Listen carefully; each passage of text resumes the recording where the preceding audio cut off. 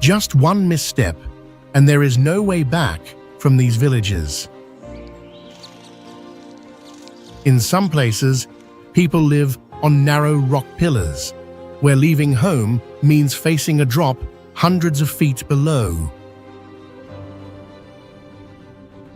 In others, the ground is unstable, slowly burning underground, sinking over time, or disappearing beneath water. Some communities live at high elevations with thin air or in extreme cold, where even a small mistake can lead to serious consequences. Others are completely isolated, with no roads or infrastructure, forcing people to rely entirely on adaptation to survive. Even so, these places are not abandoned. People continue to live there in conditions that were never meant to support human life.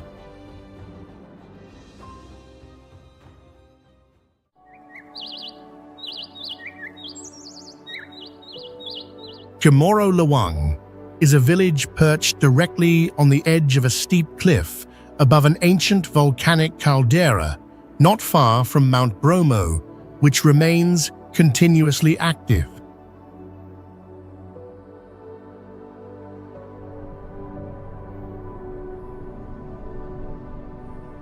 At an elevation of more than 7,270 feet, the volcano regularly releases columns of smoke containing sulfur gases, keeping the surrounding environment polluted and unstable.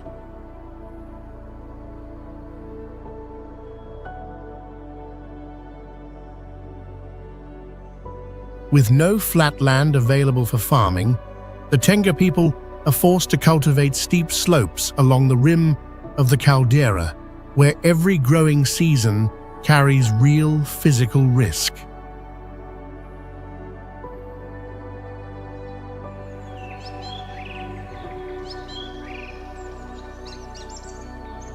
In the early morning, fog often fills the entire basin below, making the whole village appear like an isolated mass suspended high above the landscape. When Bromo erupts, black ash quickly buries homes and crops, forcing residents to wear protective masks whenever they go outside.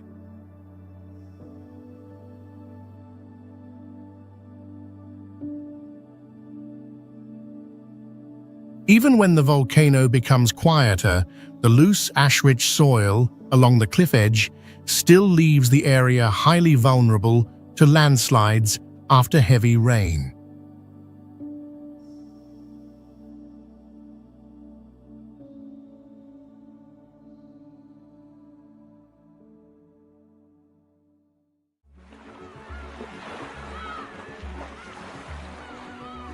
In the middle of Africa's largest freshwater lake, there exists a rock so small it seems unbelievable, yet it has been compressed into a dense micro-city known as Magingo Island.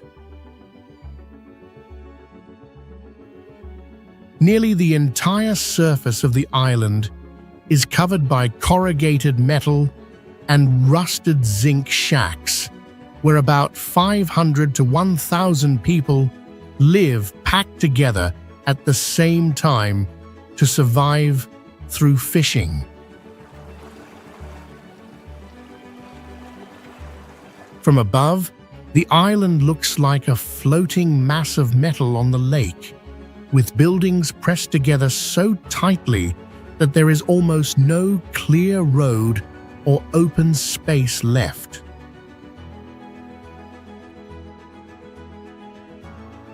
Even with such a large concentration of people, the island has no drainage system, no waste treatment, and no proper space for sewage or trash storage.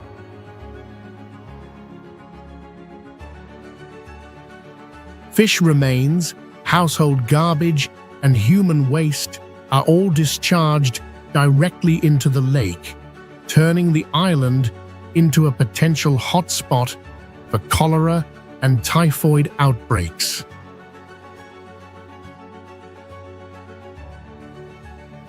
Migingo also sits near an overlapping boundary zone between Kenya and Uganda.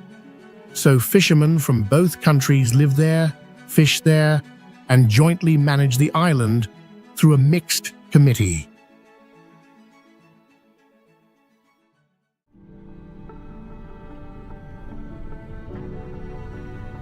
Bivaco Bufa de Pereiro is often described as the loneliest house in the world, a title that reflects how the structure nearly disappears into a sheer Dolomites cliff, revealing only a small facade suspended in mid-air.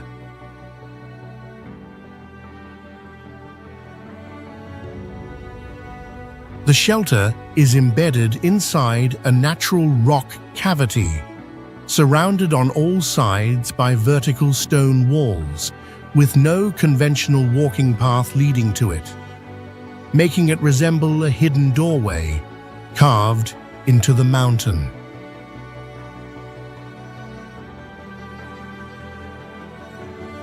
After decades of abandonment and roof collapse caused by avalanches and alpine storms, the site was fully restored in 2022 by Italy's 6th Alpini Regiment as an emergency refuge for mountaineers.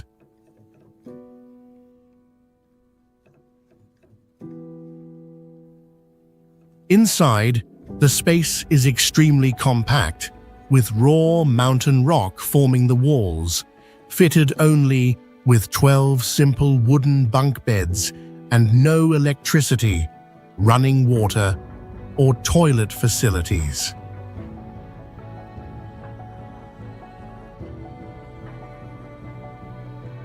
Reaching the shelter requires advanced climbing skills, including navigating iron ladders bolted directly into vertical rock faces and narrow exposed ledges.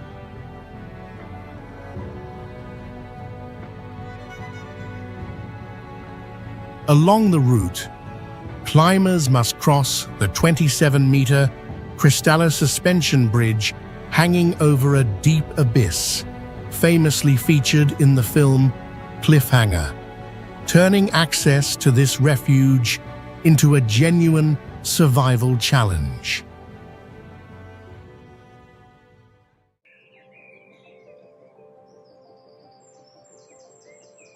Castellfollit de la Roca is one of the smallest towns in Spain, but the entire settlement stands on a rock ridge only about 0.6 of a mile long, shaped like the prow of a ship, pushing out into the valley.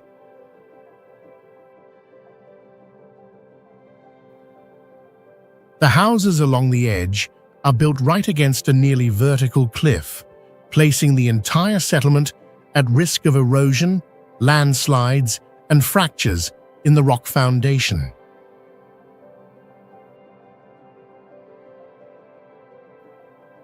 Earlier residents chose this site mainly for defense, because the rock platform is protected on 3 sides by steep drops of about 164 feet.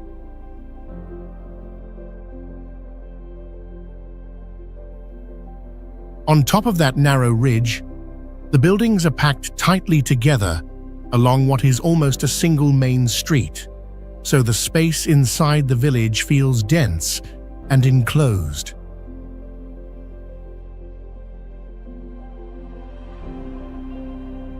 Even with such a harsh terrain, about 1,000 residents still live here every day and continue adapting to a preserved historic village structure.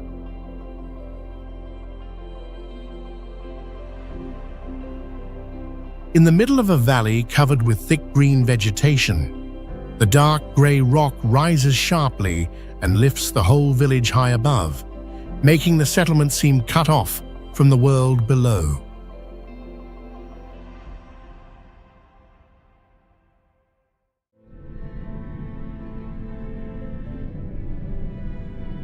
Longyearbyen is identified as one of the fastest warming Arctic settlements, with temperature increases several times higher than the global average, destabilizing permafrost and triggering landslides and avalanches in areas once considered secure. As frozen ground that remained intact for thousands of years begins to thaw, infrastructure requires reinforcement or relocation to prevent subsidence and structural collapse.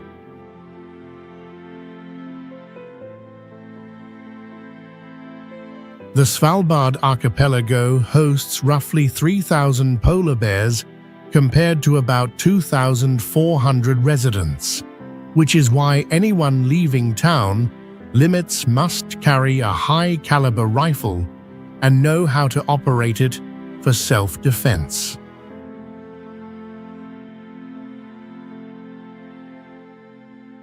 Persistent permafrost prevents natural decomposition, so critically ill or terminal patients are transported to mainland Norway for burial procedures.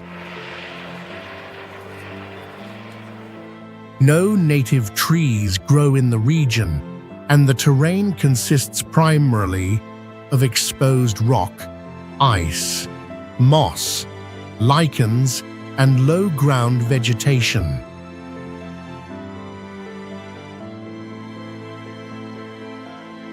Under the Svalbard Treaty, citizens from any country may reside and work without a visa if they prove financial independence and housing, while the settlement simultaneously experiences 4 months of polar night and 4 months of continuous daylight each year.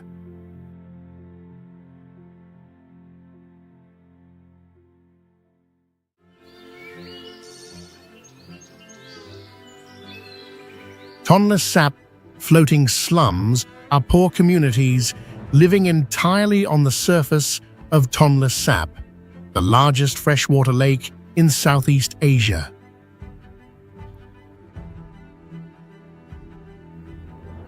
Homes, schools, medical posts, and shops here are placed on wooden rafts, empty metal drums, or old boats, creating a floating settlement with no fixed ground beneath it.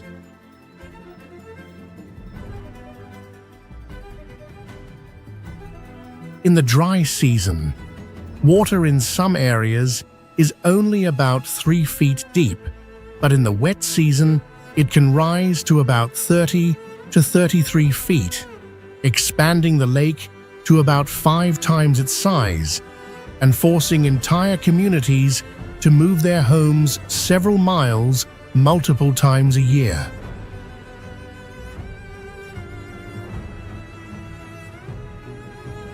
The water stays muddy brown because of the huge volume of sediment carried in from the Mekong River, so daily trade also happens entirely by boat.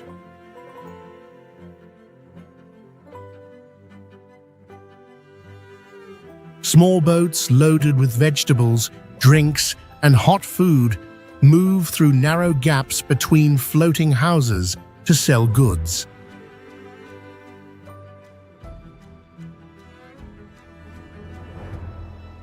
The most extreme part is the water cycle itself, because household waste, engine oil, fish washing runoff, and human waste all go directly into the lake, and that same water is then collected again for washing, cooking, and daily use.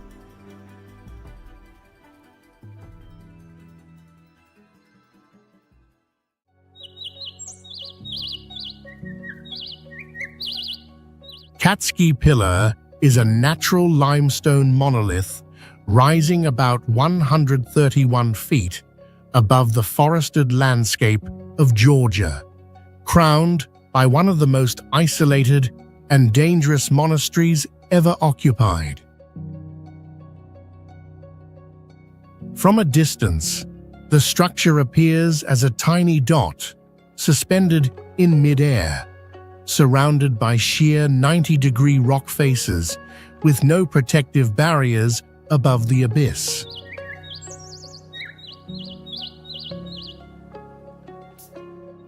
The only access route is a vertical iron ladder measuring roughly 131 feet, often called the Stairway to Heaven, presenting an extreme physical and psychological challenge.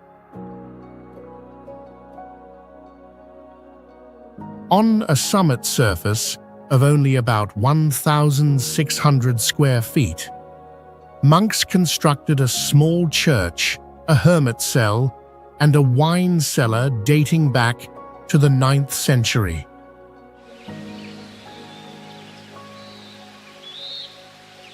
For more than 20 years, the pillar was home to what was described as the world's most isolated monk, with all daily supplies hauled up by a primitive pulley system from the base. Since 2018, a decree by the Georgian Patriarch has prohibited visitors from climbing the pillar, allowing access only to male monks, while women have always been completely forbidden.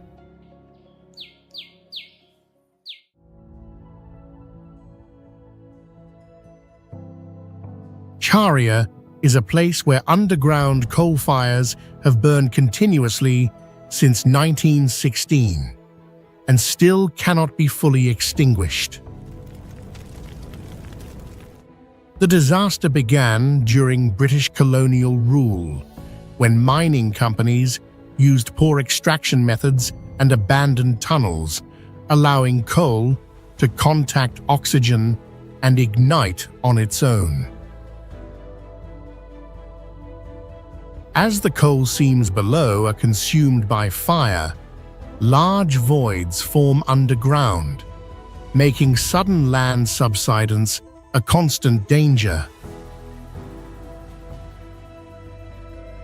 Across the surface, deep cracks release white and grey smoke and hot gases day and night, while some areas of ground become hot enough to melt plastic soles.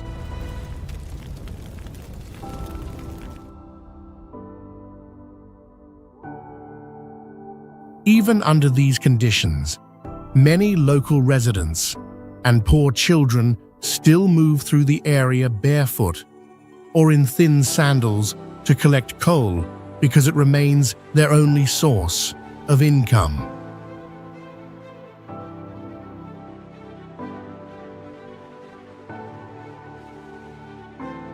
The Indian government has launched a relocation plan for people living in the danger zone, but around 100,000 residents still remain, while the fires have destroyed more than 37 million tons of high-quality coal and blocked access to about 1.5 billion tons more.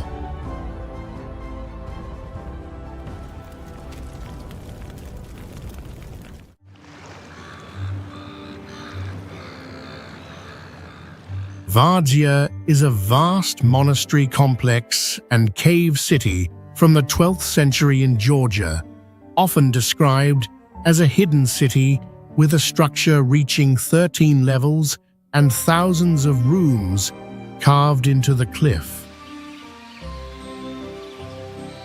Far beyond a normal settlement, this massive cliff dwelling was created as an absolute survival fortress, capable of concealing tens of thousands of people from sight and from Mongol invasions and massacres.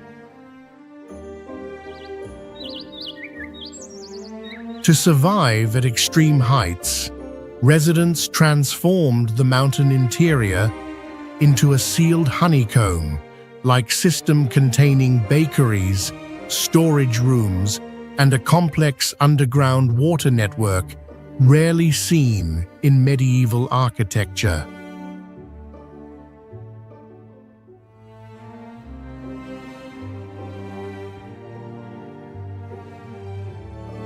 The safety of Vadzia once relied on secret passages and steep tunnels cut through rock, where a single misstep could send someone falling into the deep gorge of the Metkvari River Valley.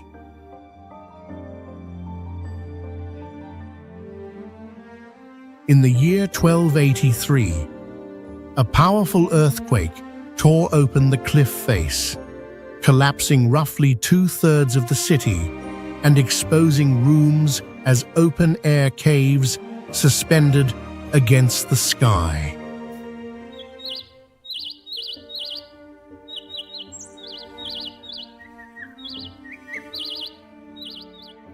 To this day, a small group of monks continues to live here, sleeping in rock chambers, praying, and sustaining life on this cliff for more than 800 years.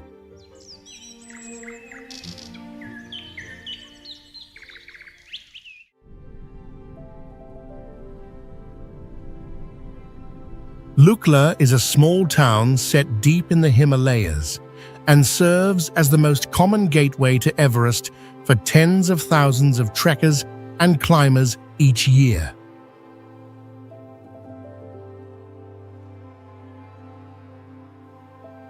The town is locked inside a narrow basin, where massive rock walls and snow-covered peaks rise tightly around a settlement with very little usable space.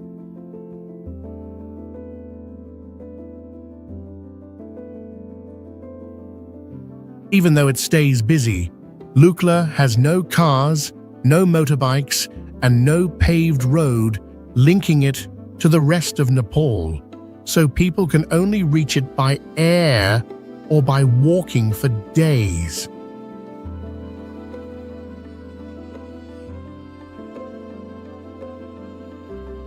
At the center of that isolation is Tenzing Hillary Airport, whose runway is only about 1,729 feet long and is widely regarded as one of the shortest and hardest to access in the world.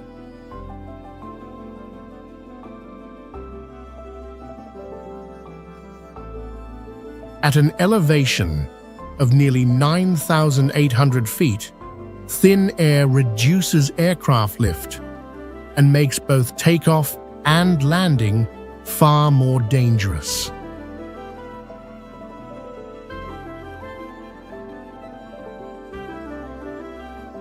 In this low oxygen environment, the movement of supplies still depends heavily on yak and zo, the hybrid between domestic cattle and yak.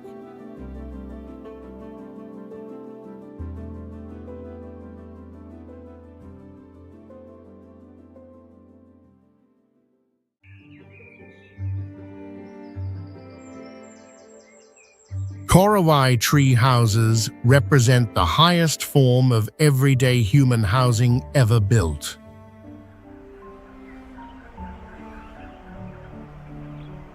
The Korawai people construct their homes on tree trunks, rising from about 20 to 40 feet, with extreme examples reaching heights of roughly 115 to 165 feet above the forest floor.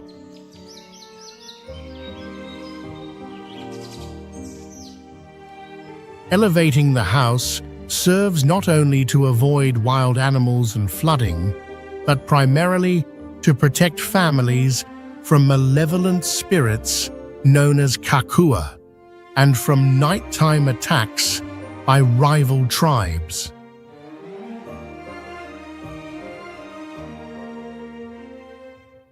Each structure is built entirely from forest materials such as wood, bamboo, and sago palm leaves, blending into the environment and resembling massive bird nests growing directly from the trees.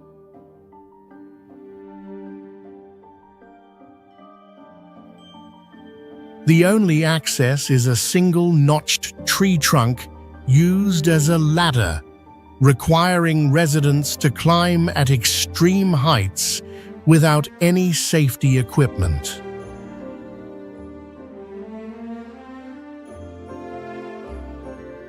Despite the danger, indoor fire pits are built using clay and insulating layers for cooking and warmth, where a fire at around 130 feet leaves virtually no escape other than fatal descent or burning with the house.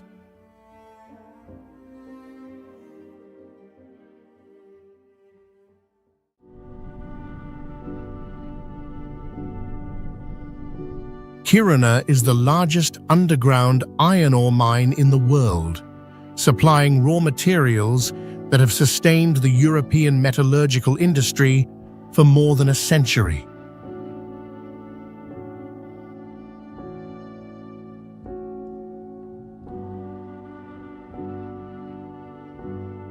Long-term extraction has hollowed out the ground beneath the city, creating extended fractures and severe subsidence that directly threaten the urban center. In response, the Swedish government has launched a project to relocate the entire city to a new site about 2 miles away.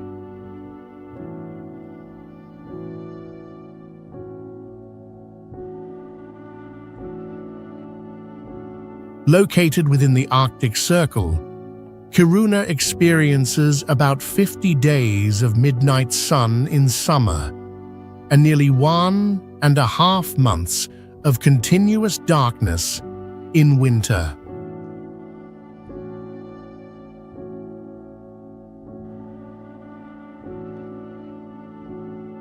Residents in Kiruna rely on artificial light, continuous heating systems, and light therapy to cope with seasonal depression and the prolonged isolation caused by extreme, icy conditions.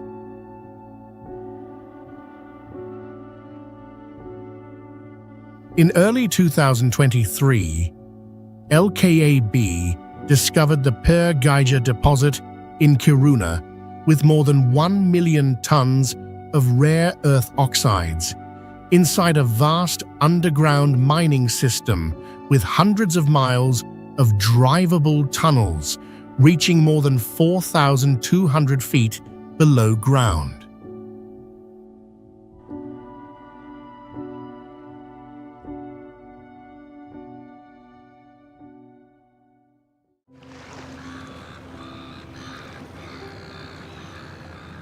Kandavan is one of the steepest inhabited settlements in the world, where daily movement requires climbing narrow stone steps carved into a mountainside.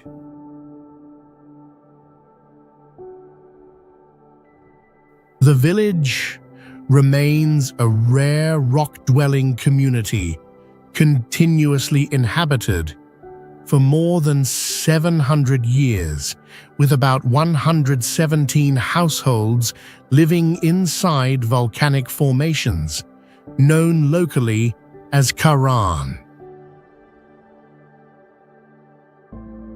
Instead of constructing conventional houses, residents excavate living spaces directly into the rock cores, creating walls up to about 6 feet thick that provide insulation and structural stability. The stone cones rise like a natural amphitheater, typically reaching 2 to 4 stories, with some formations extending to nearly 130 feet in height.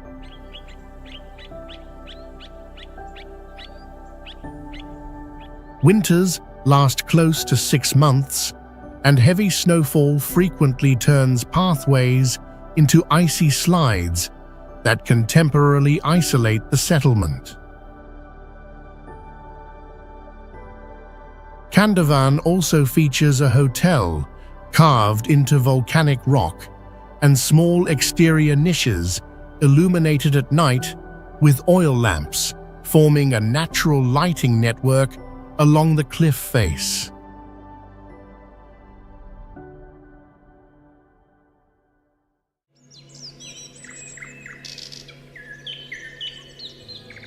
Paro Taksang is the highest spiritual symbol of Bhutan and is considered one of the most impossible architectural structures in the world, clinging to a sheer granite cliff at an elevation of 10,236 feet.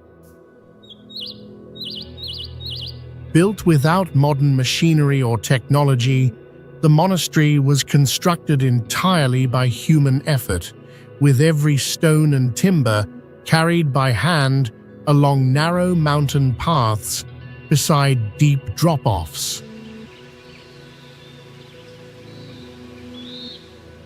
The entire complex is anchored to a cliff, plunging more than 2,950 feet, creating a spatial layout so steep that simply looking at it can induce vertigo. The monastery consists of 4 main temples and 8 caves, some of which are so narrow that only one person can pass through at a time to enter for worship. In the year 1998, a major fire nearly destroyed the monastery, and due to its isolated cliffside location, firefighters were completely unable to reach it. The successful restoration of the monastery in its original position by the Bhutanese people in 2005 stands as a rare testament to human endurance and the ability to reclaim life in extreme terrain.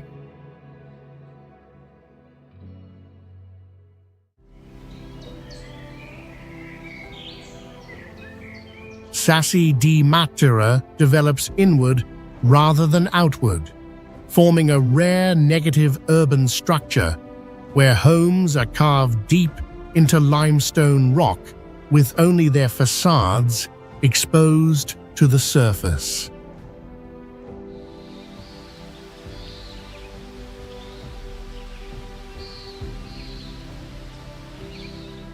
The entire district functions as a 3-dimensional labyrinth in which the roof of a lower dwelling often becomes the street, courtyard, or public space of the structure above it.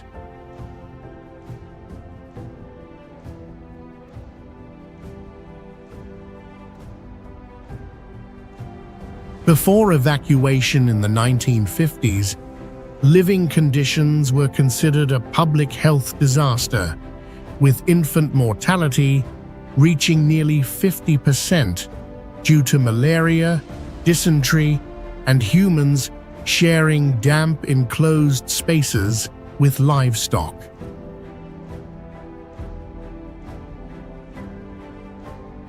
All pathways and stairways are paved with smooth limestone, which becomes dangerously slippery during rain or high humidity, making movement hazardous and accidents common.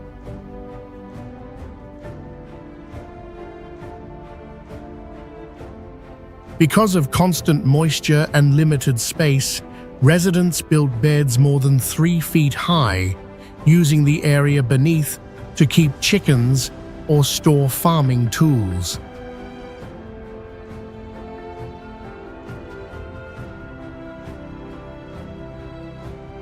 Scattered throughout the settlement are over 150 Rupestrian churches carved entirely into rock preserving Byzantine frescoes from the 8th to the 13th century and turning Sassi into a living archive of extreme urban survival.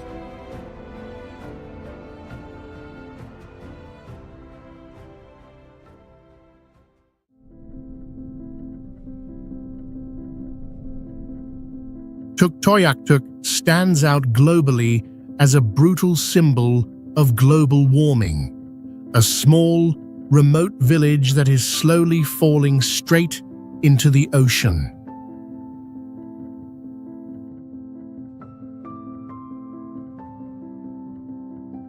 Sitting on the edge of the Arctic Ocean, its coastline has no bright sand or warm beach scenery, only grey gravel, muddy ground, and frozen land for most of the year.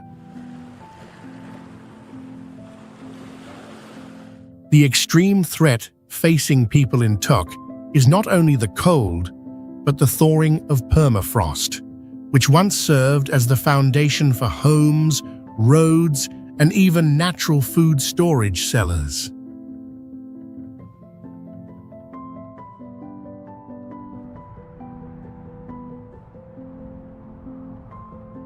As that frozen ground breaks down, the people here are forced to consider moving the entire settlement farther inland.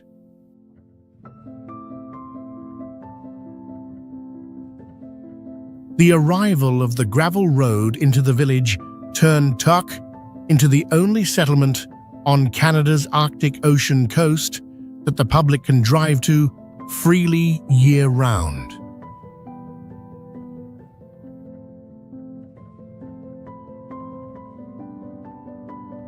Back in the 1950s, this place also served as an important military site, functioning as one of the radar stations used by the United States and Canada to monitor Arctic airspace.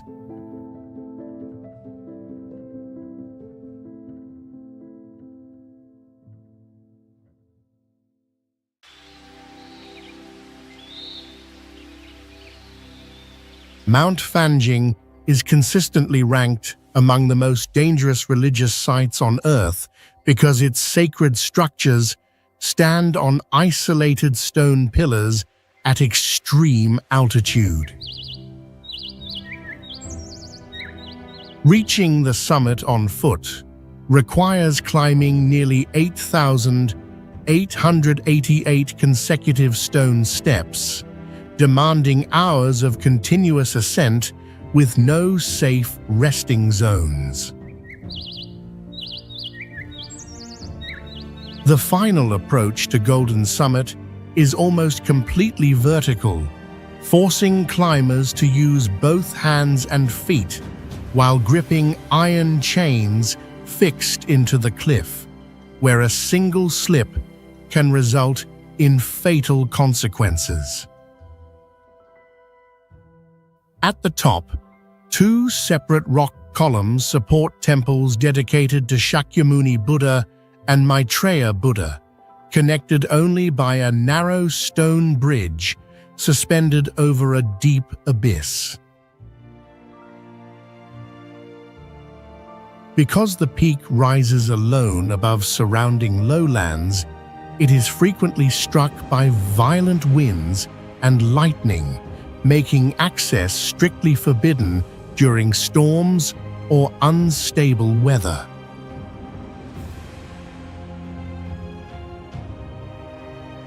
Weather conditions shift abruptly, with clear skies turning into dense fog within minutes and reducing visibility to under 16 feet, turning every wet stone step along the cliff into a life-threatening hazard.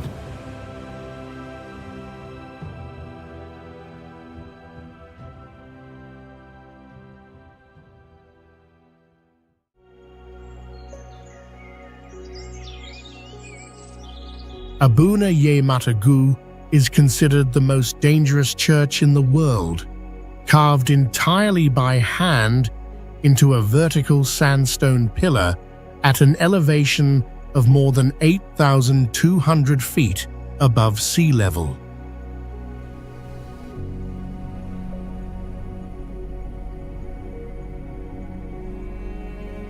To reach its doorway, visitors must climb a sheer rock face using bare hands, without safety ropes or protective equipment of any kind.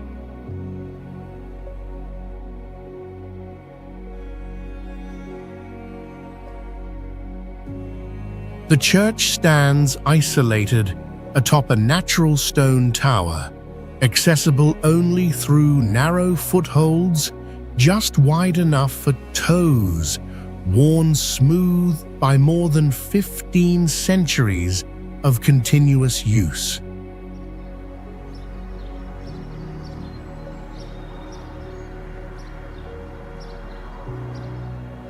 Directly before the entrance lies a ledge less than about 1.5 feet wide, where the boundary between life and a drop of roughly 820 feet below is separated by a single misstep.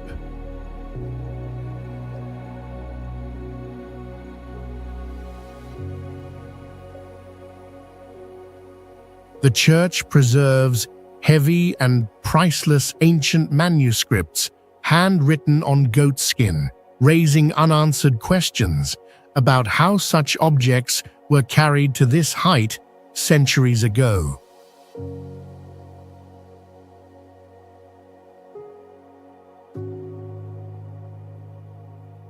Beside the entrance, small cliffside niches hold the remains of monks who served here for generations, living and dying on the rock itself, forming a continuous spiritual presence suspended among the clouds.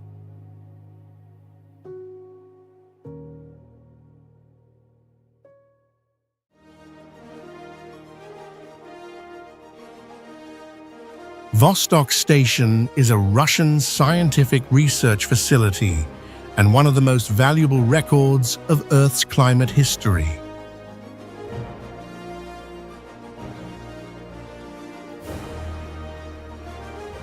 The station sits directly above Lake Vostok, a massive freshwater body buried under about 2.3 miles of ice and completely isolated from the surface for millions of years.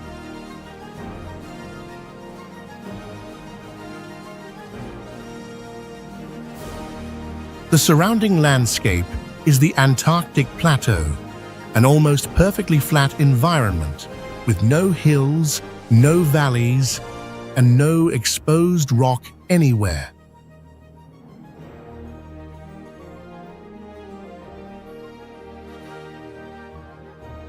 Located very close to the South Magnetic Pole, the site provides continuous data on temperature and greenhouse gas levels over the past 400,000 years.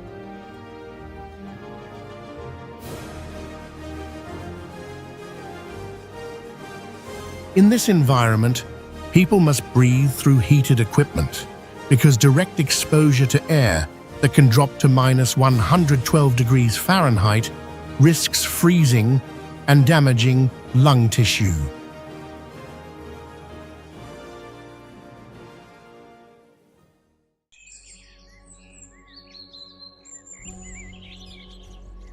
Jiangnan Hanging Temple is one of the very few structures on Earth that appears to have been suspended in mid-air for more than 700 years.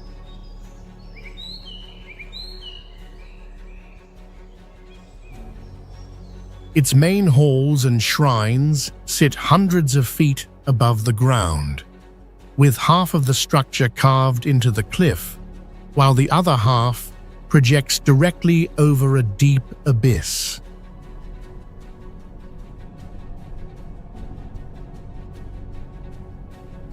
Instead of resting on foundations, the temple's weight is supported by slender wooden pillars anchored into the vertical rock using ancient mortise and tenon techniques allowing it to withstand storms and earthquakes for centuries.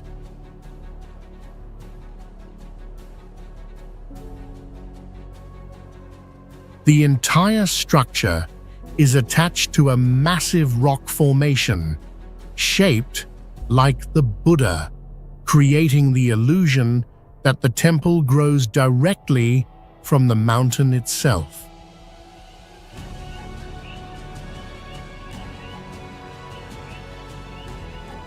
Access requires walking along narrow wooden plank paths pressed against the cliff, where the line between safety and freefall is only a few hand widths apart.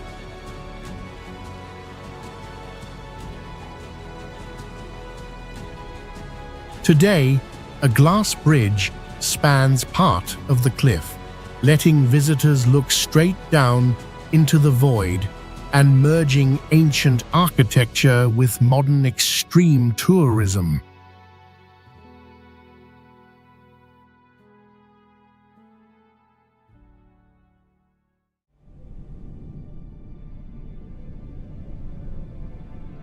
Krakow is an abandoned town that was evacuated after experiencing 3 consecutive disasters, including widespread landslides, severe flooding, and a destructive earthquake that forced the last residents to leave around the 1960s.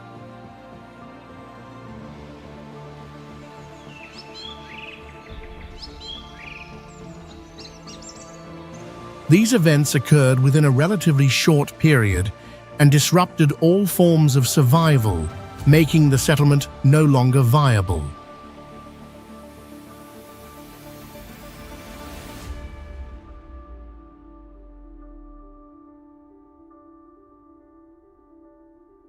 The town is located on a steep hill about 1,300 feet above the Kavone River Valley, where the terrain remains unstable.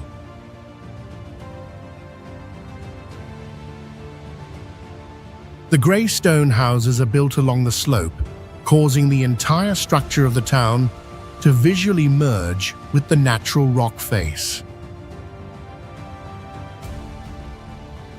Despite being abandoned for decades and exposed to extreme weather conditions, most buildings remain standing and have not fully collapsed.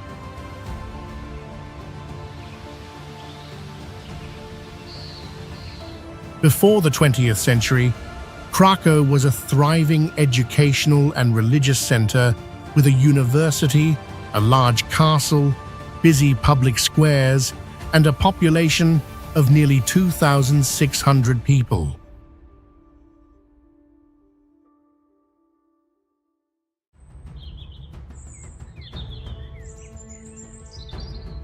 Meteora is a rare monastery complex in the world, built atop massive sandstone pillars that rise like stone fingers from the vast Thessaly plain.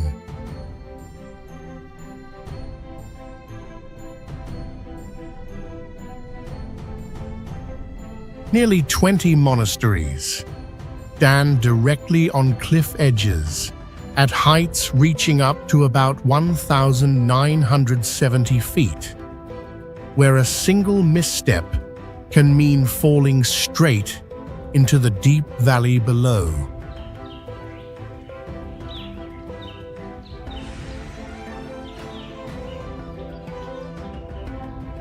To construct them, medieval monks spent decades carrying individual bricks and buckets of mortar on their backs while climbing nearly vertical rope ladders set at close to 90 degrees.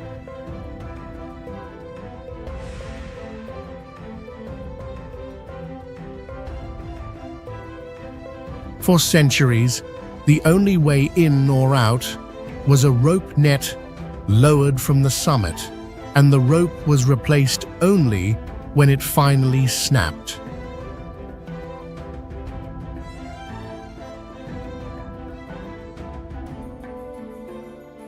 Living at elevations of roughly 1,300 feet, meant complete isolation from groundwater, forcing the monasteries to rely on large rainwater cisterns for survival.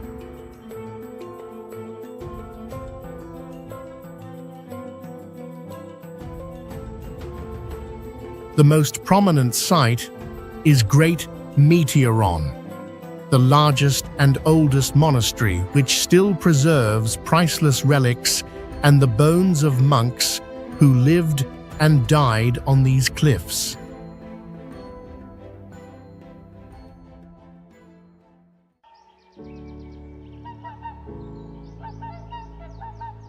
Imagine living in a village with no walking road leading in, where even leaving home becomes a serious journey.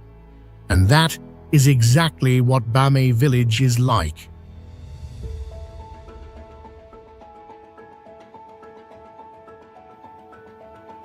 The only way in and out is by paddling a small wooden boat through a dark, flooded limestone cave, nearly 6/10 of a mile long.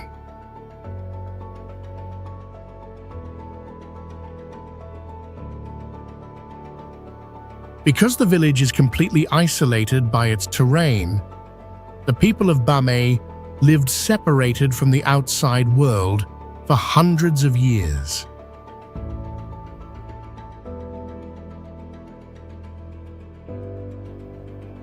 The settlement sits at the bottom of a flat valley, enclosed on all sides by steep limestone mountains that rise like natural walls.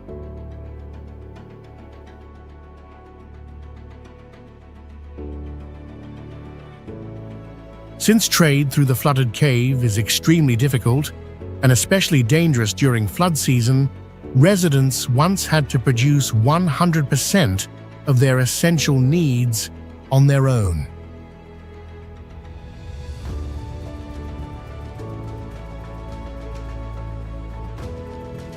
Only around the early 2000s did Bame village connect to the national power grid and begin making contact with the outside world.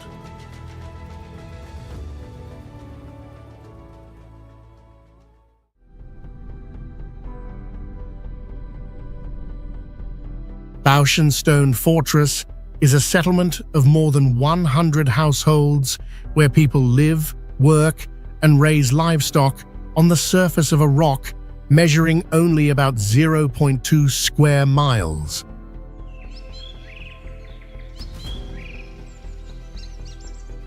Because the stone surface is so limited, the entire town is compressed onto a single massive rock above the Jinsha River Canyon.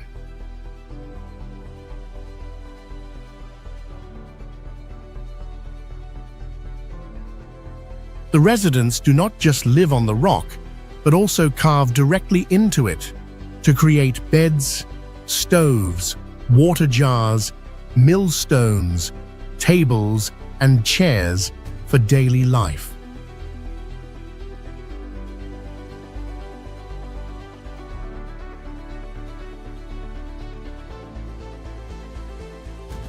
Since the rock has no farmland, they have to cut into the mountain wall and carry soil from elsewhere to build terraced fields on slopes of about 70 to 80 degrees.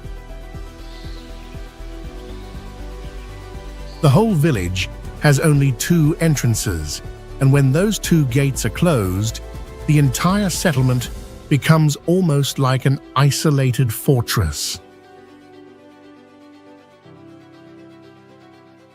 Every path inside the village consists of steep and narrow stone steps, so transport has long depended entirely on human labor or pack horses.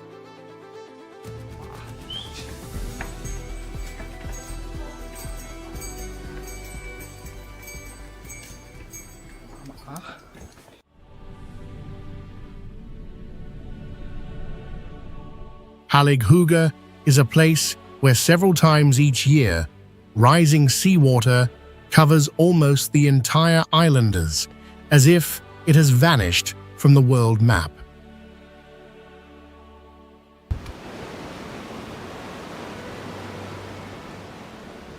All houses, the school, and the church here are built on mounds designed to keep the inhabited parts above the water when storm tides pass across the island.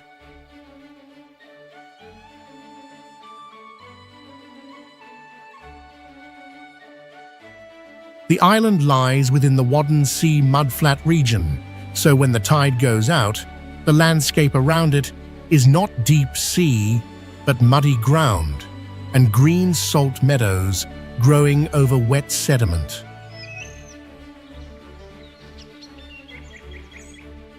Because of that, most of Halighuga has no fixed boundary between land and water and keeps changing with the rhythm of the tides.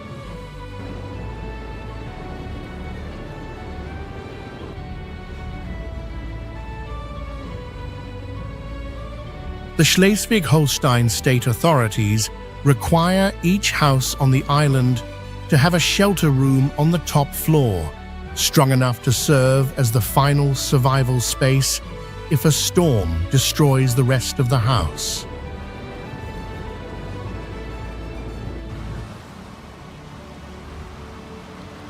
Instead of blocking the sea by reshaping the whole landscape, residents raise their buildings and allow seawater to flow across the lower ground, preserving the island's natural form almost intact.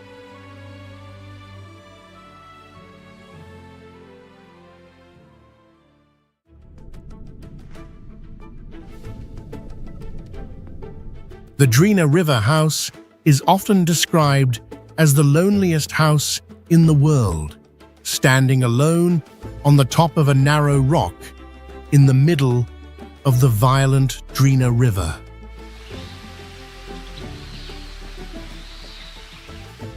Despite its fragile appearance, the small wooden structure has survived for decades against strong currents and frequent floods.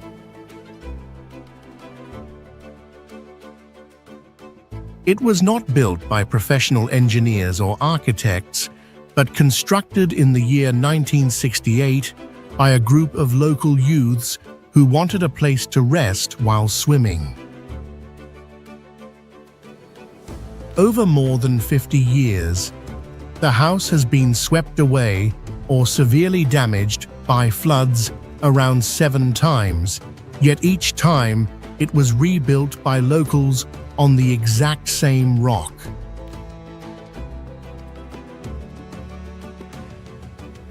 To adapt to the powerful river flow, the house features open gaps beneath the floor, allowing floodwater to pass through instead of pushing against the entire structure.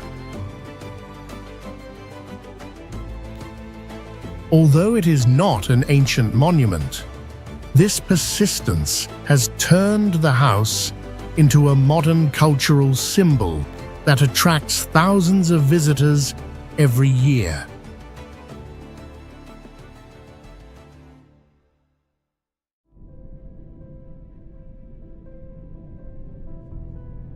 Casa do Penedo is often described as one of the strangest houses on Earth, built by wedging the structure directly between 4 massive granite boulders.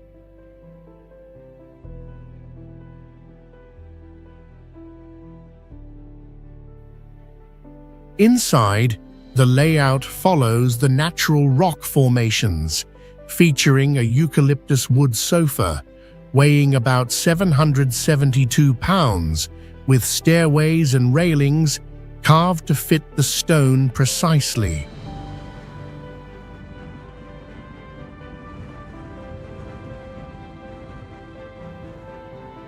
There are no artificial gardens surrounding the house, only wild grass, scattered rocks, and open sky, creating a sense of total isolation from the modern world.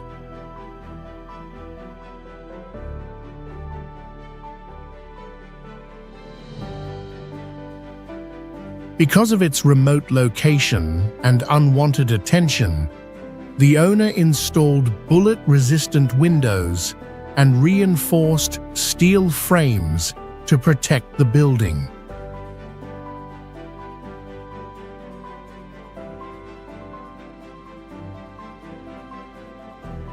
Despite sitting next to a large wind farm, the house has no connection to the power grid and relies entirely on candlelight for illumination.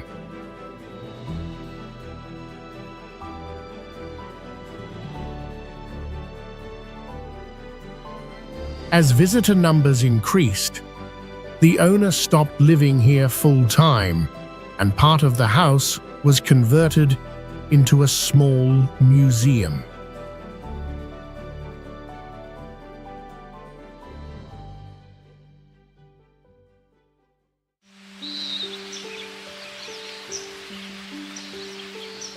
Choqquequirau is one of the most isolated and inaccessible ancient cities ever built by humans.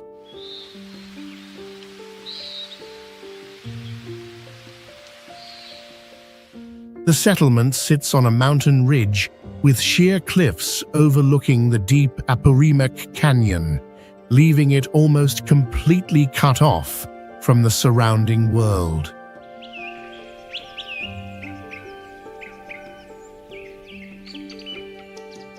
Surrounded by permanent snow-capped peaks and dense tropical forest, Choqquequirau exists in a suspended environment where deep chasms and extreme terrain block nearly all access routes.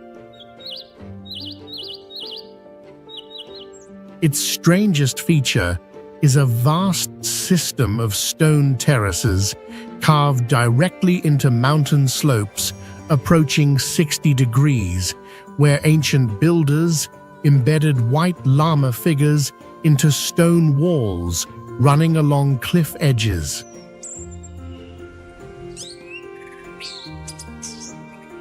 Houses and temples have remained standing for more than 500 years, despite earthquakes and severe erosion in the Andes Mountains, revealing extraordinary construction skill.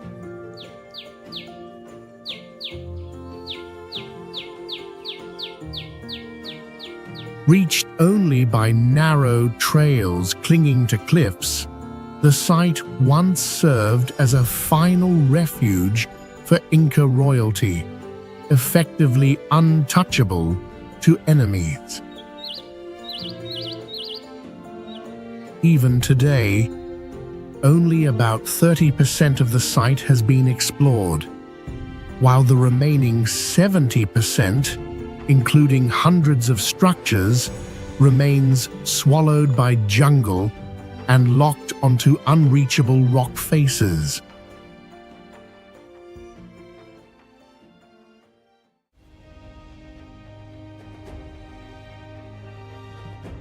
Cliff House by Milad Eshtiaghi is one of the architect's most viral and controversial designs, clearly embodying the extreme philosophy of cliffside living where safety boundaries are deliberately pushed to their limits.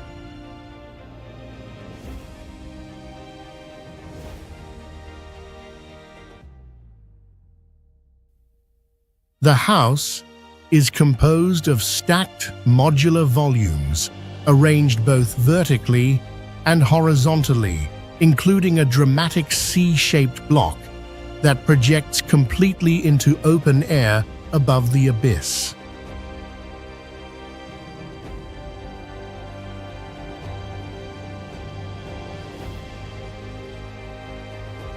Below, a glass-bottom swimming pool hangs at the cliff edge, while deliberate architectural voids allow mature trees to pass through the structure, reinforcing the tension between human habitation and an unforgiving natural landscape.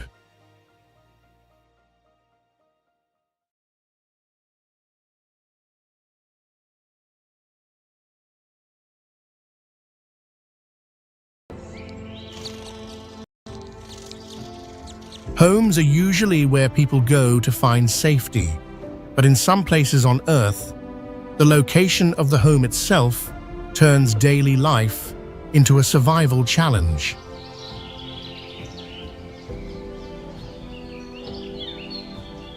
There are communities built on cliffs where the road home is nothing more than narrow paths hanging beside deep drop-offs.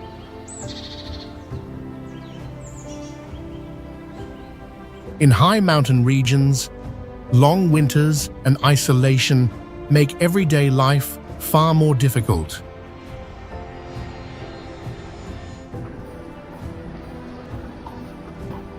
Meanwhile, other settlements continue to exist among toxic smoke, pollution, and ongoing shortages of clean water and food. Yet people still stay, turning these dangerous places into home. These are the most dangerous homes on Earth, where even an ordinary day can become a struggle for survival.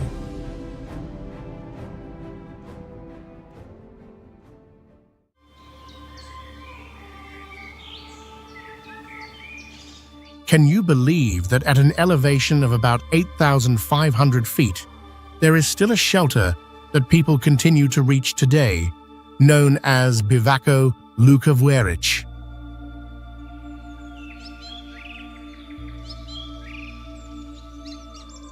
The hut sits exposed on a narrow mountain ridge with no deep concrete foundation in the ground, and with its structure anchored directly into fractured limestone.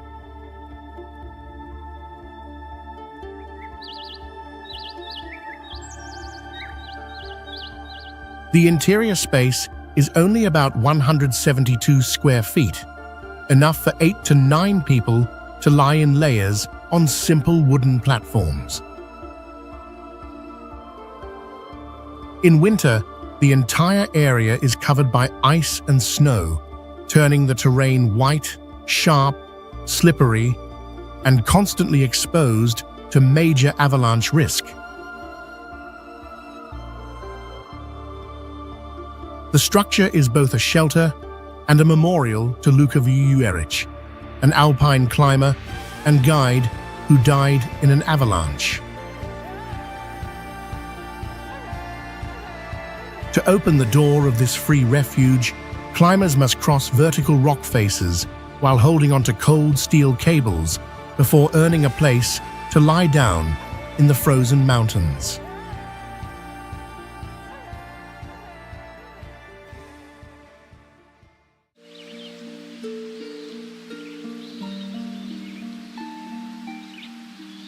The cliff-terraced fields on Taihang Mountain hold the record for some of the smallest cultivated plots on Earth, where humans had to create usable land on cliffs almost unsuitable for farming.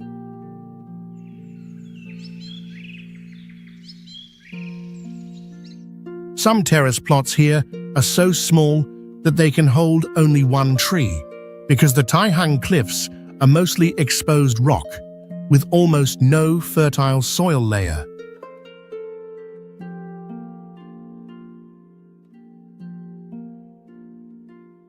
Modern farming machines are nearly useless against the steep slopes, narrow spaces, and dry stone terrace edges only about 2 feet wide.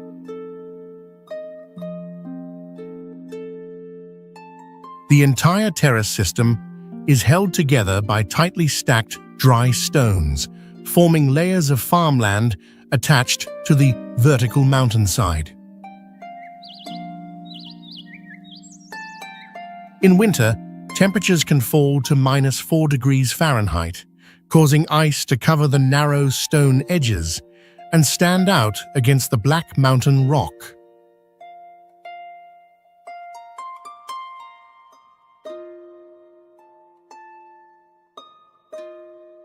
The settlements around the Taihang Cliffs still survive through manual farming, human-powered transport, and villages fixed to the terrain like survival fortresses.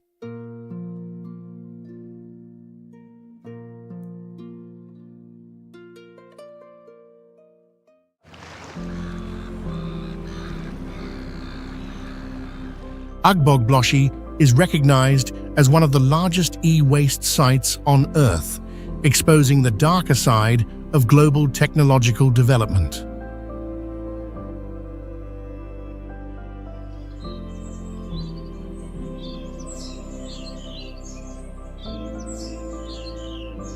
This area was once a natural wetland, but it has been transformed into a large-scale dumping and dismantling ground for technological waste.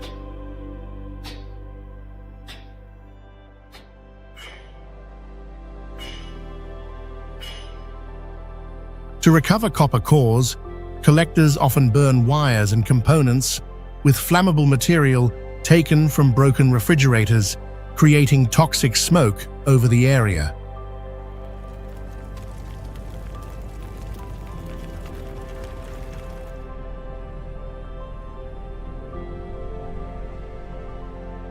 The ground underfoot is a black crust made of melted plastic, coal residue, ash, broken glass, and rusted metal soaked with lead and mercury.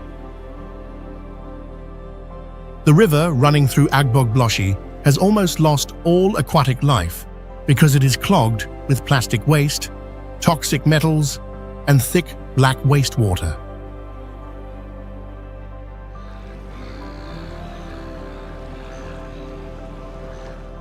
Despite severe pollution, the site still supports tens of thousands of people through dismantling, weighing, and selling scrap while living in metal sheet shacks built directly on toxic waste ground.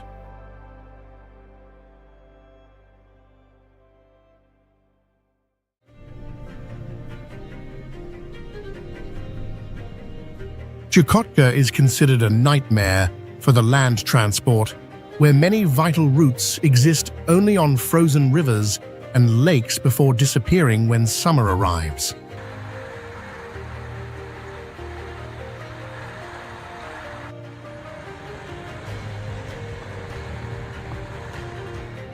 This region has almost no permanent highway connection to the outside world, so logistics depend on winter roads carved directly across the ice by bulldozers.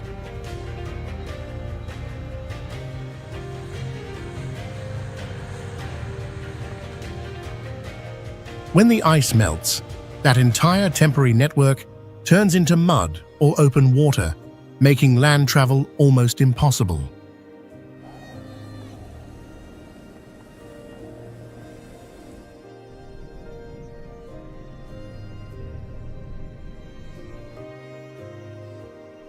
In coastal villages such as Rirakaipi, early sea ice melt can drive hungry polar bears, sometimes more than 50 at once, into residential areas in search of food.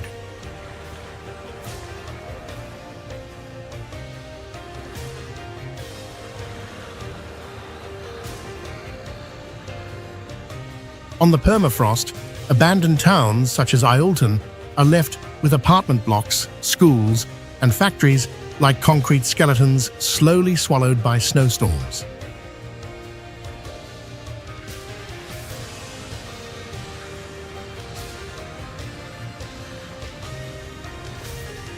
When bad weather lasts for days, helicopters and propeller cargo aircraft cannot reach these settlements, leaving many villages cut off from food, medicine, and emergency care.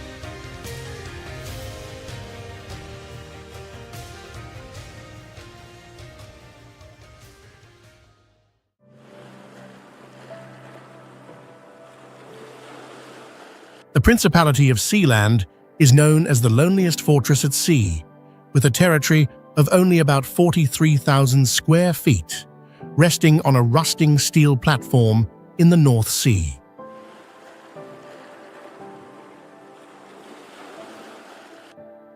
The structure lies about 7.5 miles off the coast of Suffolk, England, and was originally built by the British Royal Navy as an offshore anti-aircraft fort during the Second World War.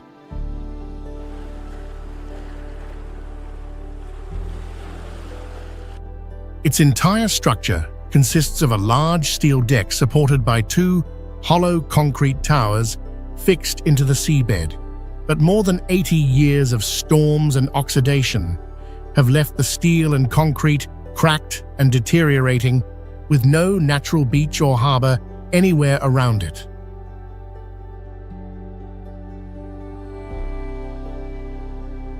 After the fort was abandoned, former Major Paddy Roy Bates occupied it in 1967, moved his family there, and declared it an independent nation.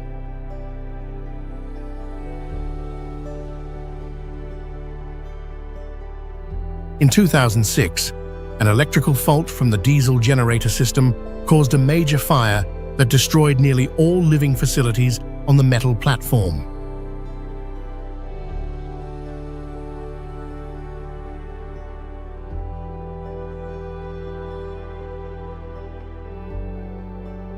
To reach Sealand, visitors must travel by boat and then sit in a hanging chair while a crane lifts them directly onto the deck about 60 feet above the sea.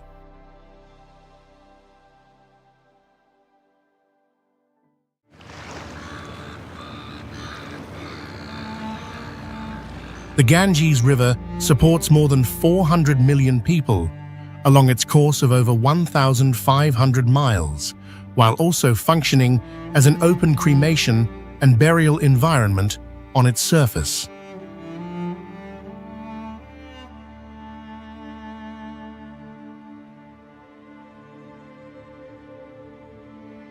In Hindu belief, the river is considered capable of cleansing sins and breaking the cycle of rebirth, so tens of thousands of bodies are released into the water each year.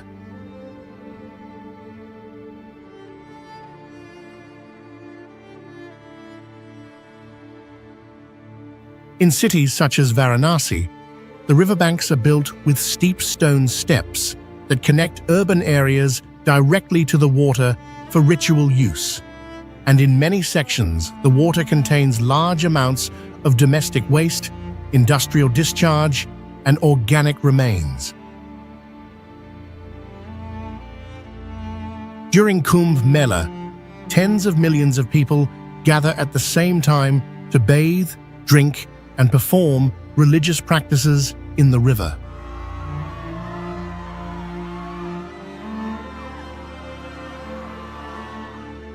River cleanup often fails because many fanatical believers claim that the goddess can never be polluted, despite scientific reality.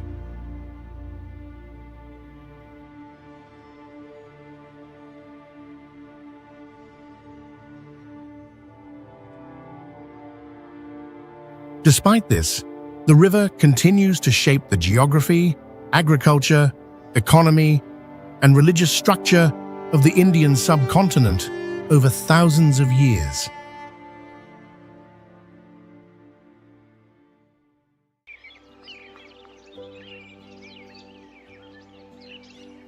Calcutta rises from the forest-covered Treja Gorge, a town so dangerous that the Italian government once issued a death sentence against it in the 1930s.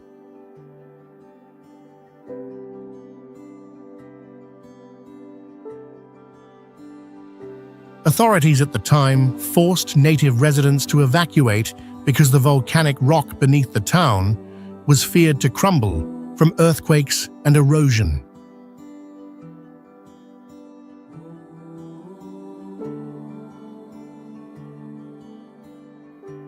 Many houses here are carved directly into the fragile volcanic cliff edge, almost gambling with gravity because they lack solid concrete foundations.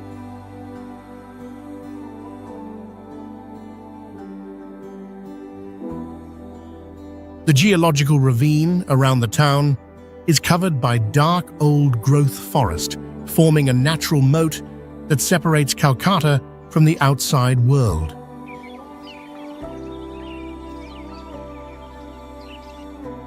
To enter the town core, people must cross the only narrow bridge spanning the abyss, functioning like the control point for all life in this place.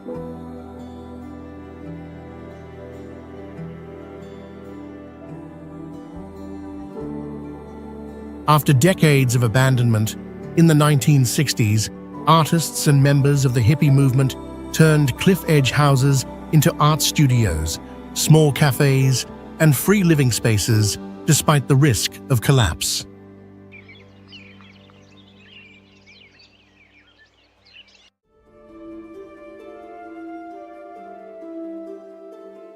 Charia is a region with underground coal fires that have burned continuously for more than 1 century beneath the surface without full control. The fire system began in 1916 and still exists today with more than 70 active burning points across an area of about 100 square miles.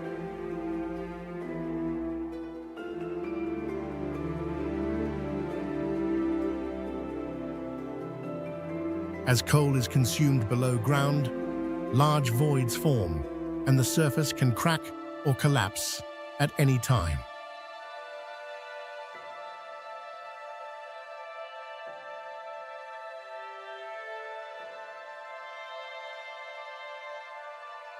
Local collectors directly access heat, emitting fissures to gather partially burned coal using simple tools.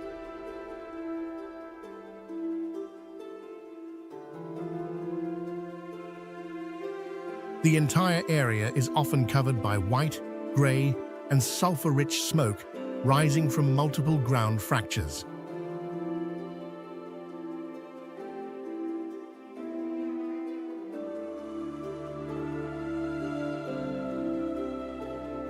Surface temperatures in many zones can remain around 158 degrees Fahrenheit, enough to damage materials like rubber and cause burns on contact.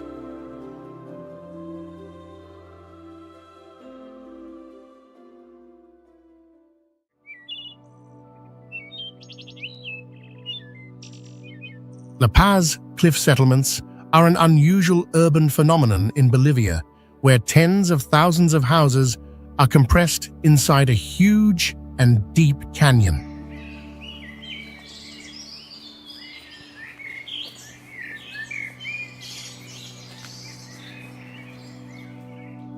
Because there is not enough flat land, unplastered red brick houses are stacked on top of one another and cling to steep slopes rising toward the El Alto Plateau at more than 13,000 feet.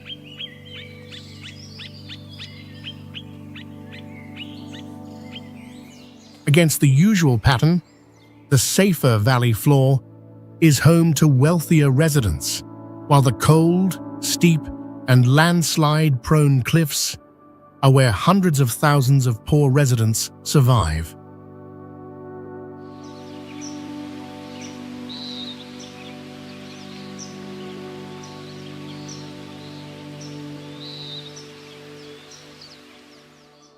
To protect foundations on this unstable terrain, some locals bury dried llama fetuses beneath homes as part of an indigenous belief practice.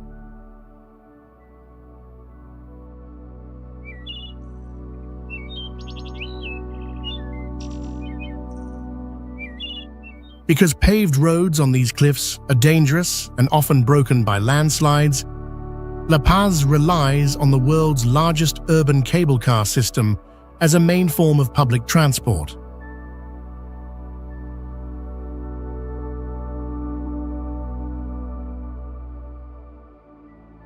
Seen from the valley floor, the entire mountainside becomes a chaotic mass of red brick houses, where one collapsing foundation can pull down the whole line of homes above it.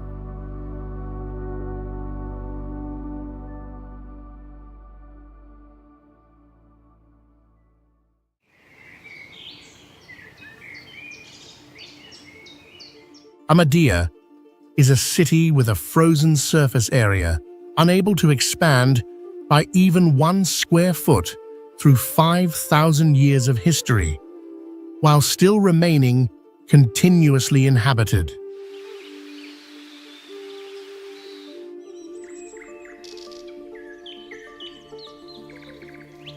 The city sits entirely on the flat top of a massive rock plateau about 4,600 feet high, with vertical cliffs dropping directly into the valley.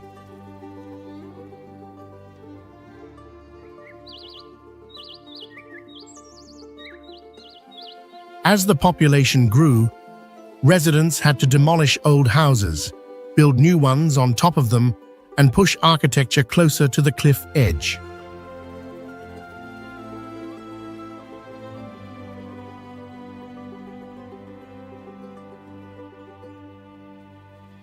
From above, the housing density appears like a compressed artificial stone mass, where every alley and building is squeezed inside a fixed limit.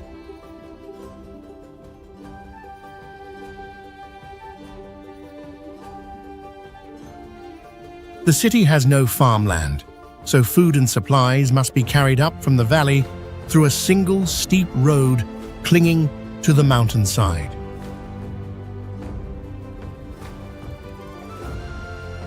This spatial isolation creates a tightly connected community where daily life depends on every narrow passage and every remaining open space on the rock summit.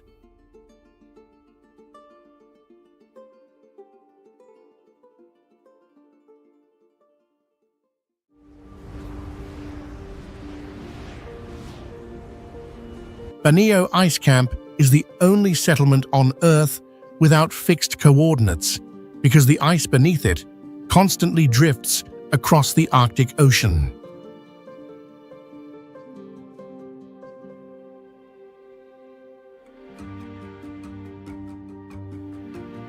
This facility appears only in April each year, when the sea ice is stable enough to build the camp, receive supplies, and support activities near the North Pole.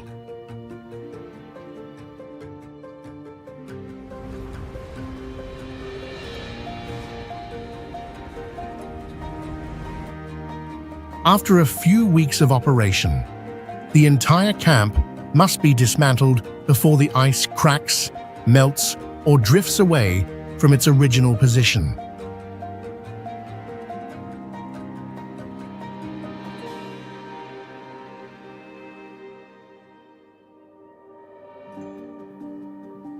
Because no ground remains from one year to the next, experts must survey the Arctic Ocean each season to locate a new ice flow that is thick and flat enough.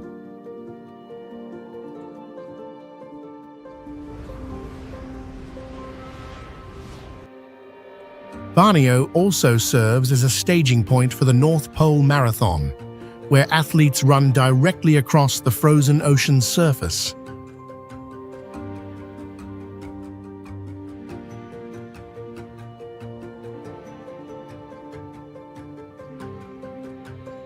Its sea ice runway becomes the only supply line delivering food, fuel, and survival equipment to a temporary camp with no solid land beneath it.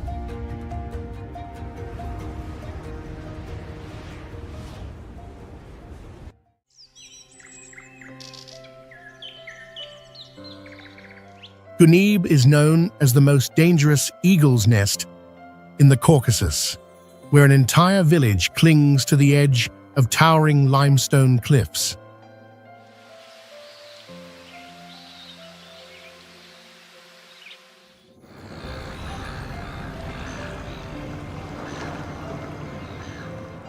The entire settlement stands on a massive tilted rock formation sliding toward the Karakoysu River Valley, leaving deep chasms on three sides.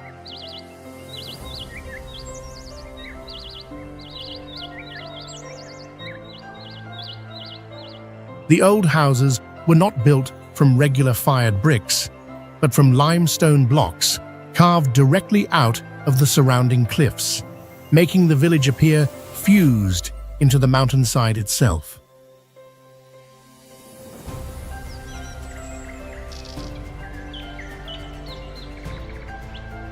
Because there is almost no flat ground, the homes are stacked along the steep slope and connected by narrow stone stairways hanging close to the cliff edge.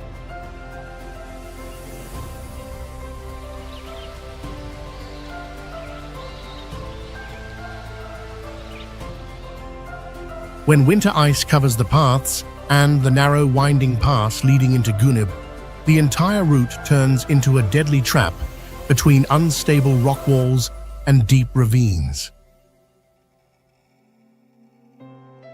The symbolic entrance to the old fortress is a stone arch carved directly into solid rock, designed to block nearly every possible route into the settlement.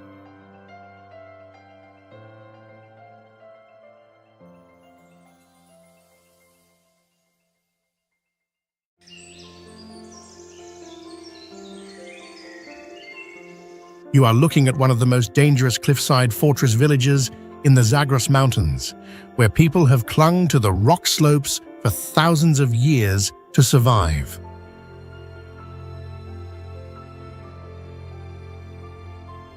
The village sits on such a steep mountainside that houses have to stack on top of one another, and the roof of one home becomes the courtyard or walkway of the home above.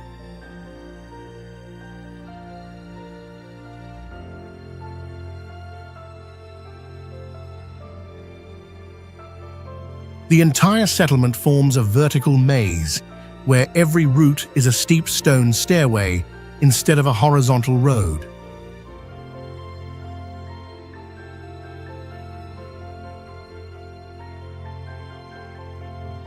At the bottom of the deep valley, the Servan River runs fast, while oak trees, walnut trees, and wild figs root themselves into rock cracks around the village.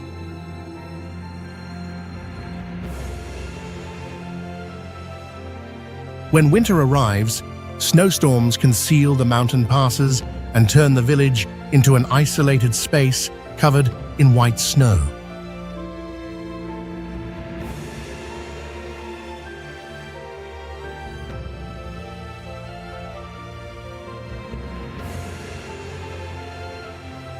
In sub-freezing cold, livestock sacrifice rituals, drum beats, and extreme body movements are still maintained as part of the community's cultural life.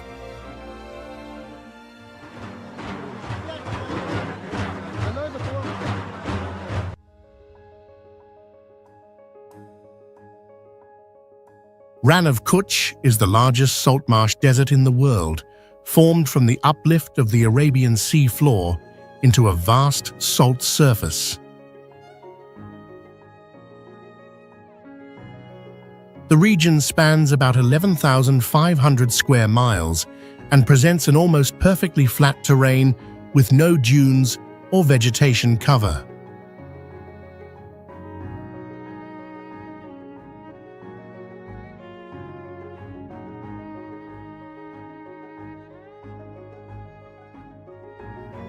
For about 8 dry months, temperatures can reach around 122 degrees Fahrenheit, making the salt ground crack open, harden, and become almost impossible for living creatures to survive.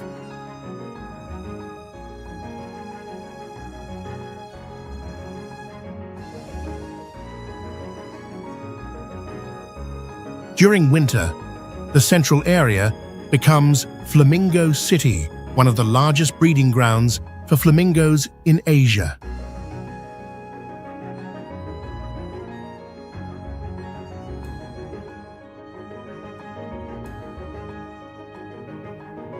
At the same time, authorities establish large, seasonal tent settlements to support tourism activities.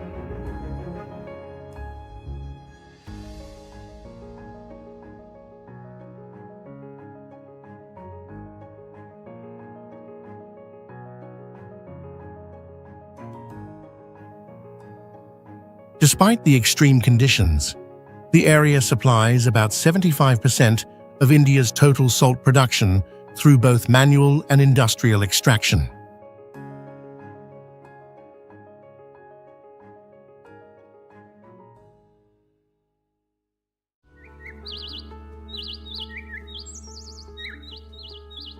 Gangi is considered one of the most suffocating stone fortresses in Italy, where thousands of houses crush against one another and seal a steep hilltop with almost no open ground left.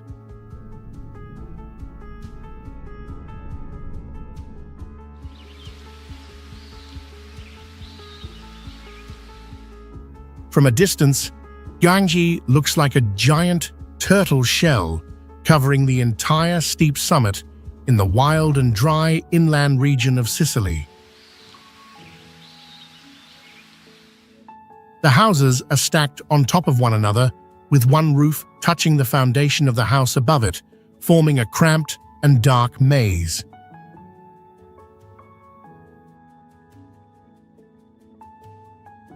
Ganges became globally known for its abandoned €1 houses, but buyers face an infrastructure nightmare when restoring ruins perched on a steep mountainside with no road access for material trucks.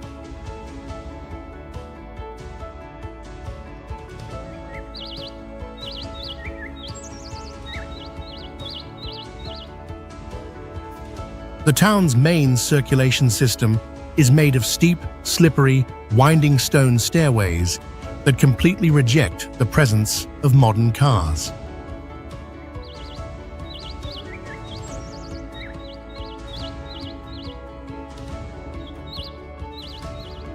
Severe isolation once pushed tens of thousands of people to leave Ganges during the 20th century, leaving behind a stone fortress filled with abandoned houses in the wild inland region.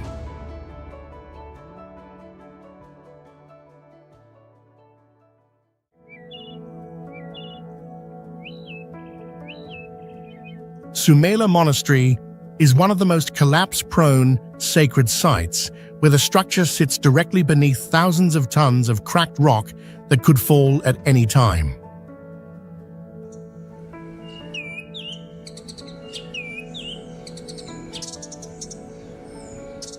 The monastery clings to a fracture hollow on a vertical cliff rising from the valley with a multi-story facade that appears to hang in mid-air at about 3,900 feet.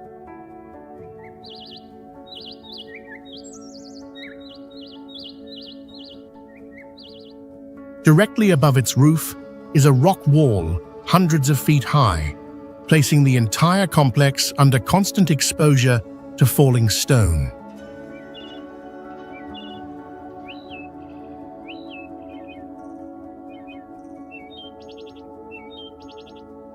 Although the exterior looks like a massive building with 72 rooms, the inner core of Sumela is actually a large limestone cave carved deep into the mountain.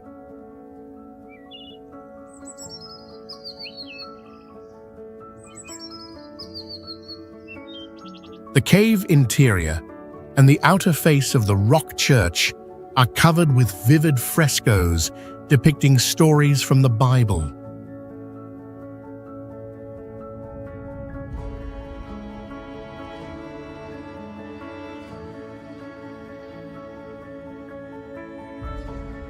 In recent years, Turkey had to close the monastery for years so industrial climbers could hang from the cliff, remove unstable blocks, and wrap steel nets around about 4,000 tons of rock waiting above it.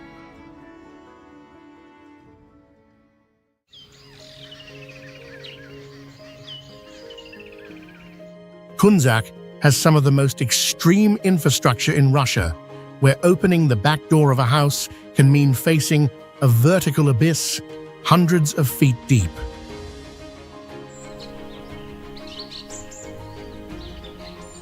The village stands on a plateau about 6,600 feet above sea level in the Caucasus, but the land does not descend gradually, and instead ends in a sheer cut above a misty canyon.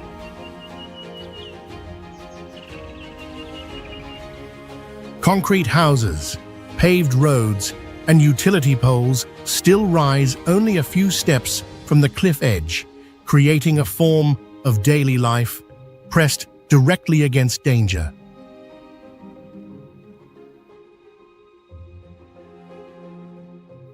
The canyon's split also separates parts of the land, so residents can see neighbors across the cliff, but must drive for miles around the gorge to reach them. The Tobot River crosses the village's flat grassland before suddenly dropping from the rock edge, forming one of the highest and most dangerous waterfalls in the area.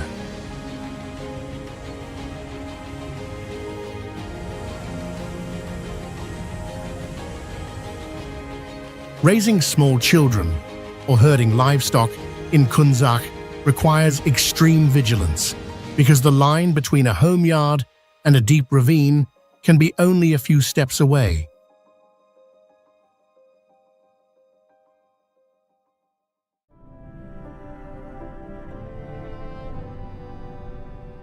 Pyramiden is regarded as one of the most intact ghost towns in the world, where sub-freezing polar cold has turned the entire settlement into a giant freezer, preserving time since 1998.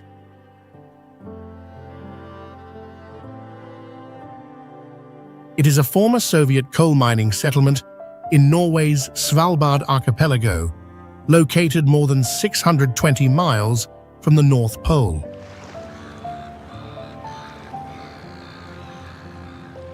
Once home to more than 1,000 residents, the town was built as a small, social model designed to display Soviet prosperity in the Arctic.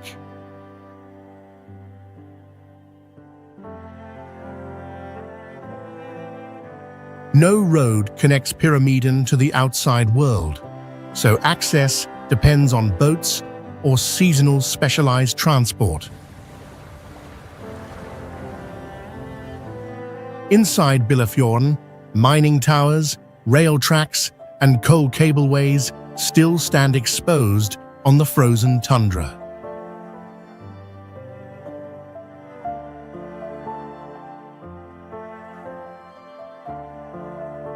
Polar bears can now appear around the concrete buildings and old playgrounds, so every survey trip here requires armed protection.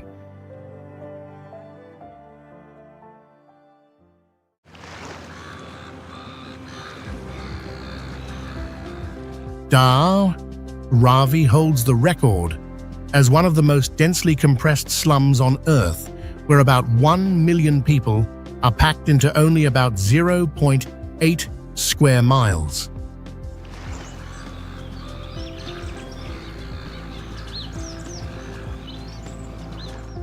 To hold this enormous population, residents build second and third floors from rusted metal sheets, rotten wood, and scrap materials stacked directly on temporary shelters below.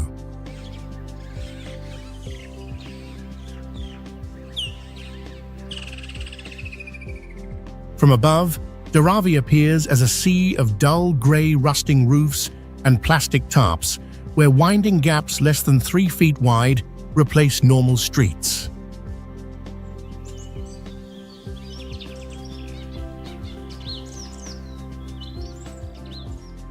Despite its failing infrastructure, this place operates like a vast underground economic machine, generating an estimated $1 billion each year through thousands of recycling workshops.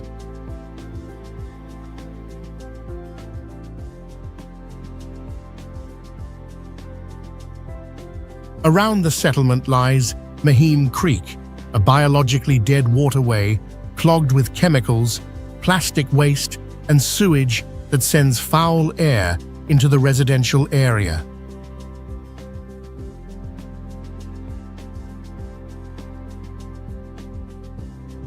Especially, the shortage of public toilets forces tens of thousands of people to discharge waste into alleys, open drains, or dry riverbanks, creating an extremely polluted living environment in the middle of Mumbai.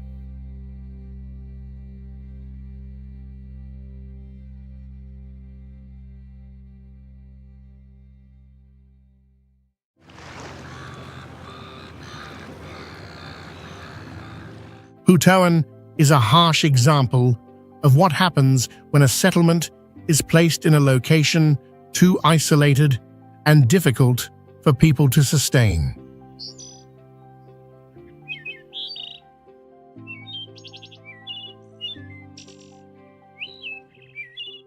Once a prosperous fishing port with more than 2,000 residents, the village was abandoned because its cliffs were too steep to build roads for motor vehicles.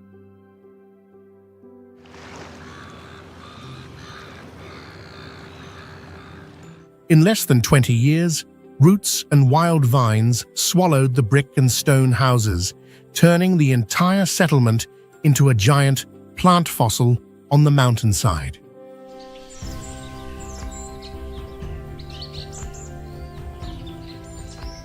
Its only circulation system is a network of narrow stone stairways near the cliff edge, now broken apart by roots and covered with slippery moss.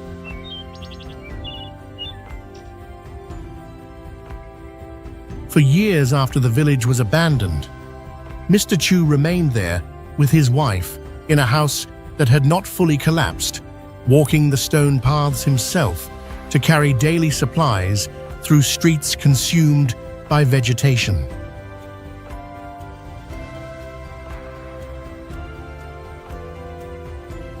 When Hu Tuan became globally famous around 2015, he gradually became a guide for visitors and one of the last living witnesses of a village reclaimed by nature.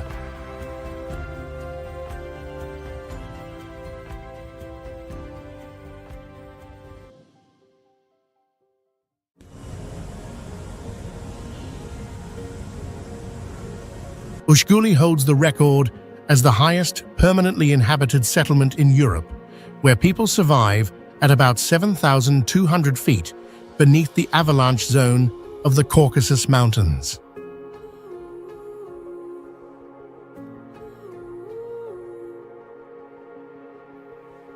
For nearly half the year, snow and ice completely isolate this village cluster from the outside world, turning it into one of the longest frozen settlements in Europe.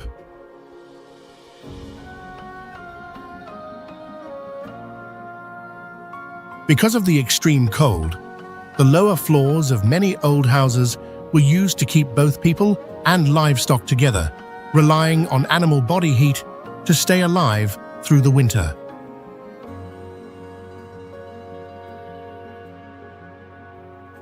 The road leading into Ushguli is a slippery mud track running beside cliffs and glacier rivers, where a single wheel slide can send a vehicle straight into the Inguzuri River below.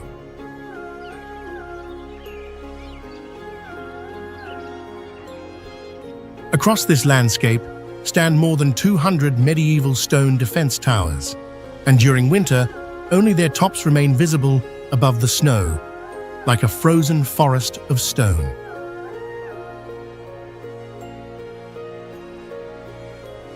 The Nguri River flows through the valley as one of the few survival corridors in terrain divided by glaciers, cliffs, and mountain barriers.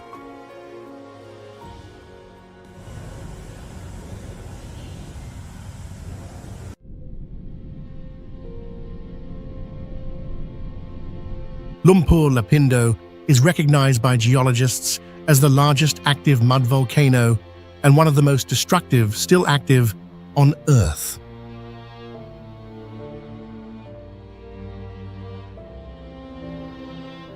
Since the eruption in 2006, this mudflow has continued for years and turned a large inhabited area into a grey surface that is almost impossible to restore.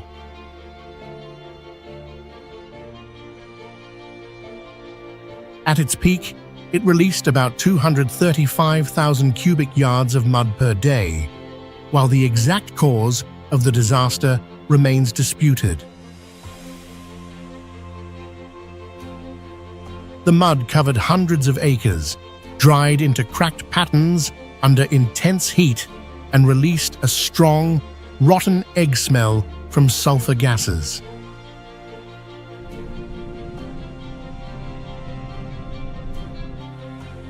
On that surface, parts of mosque towers and old rooftops rise above the mud as traces of villages that were buried.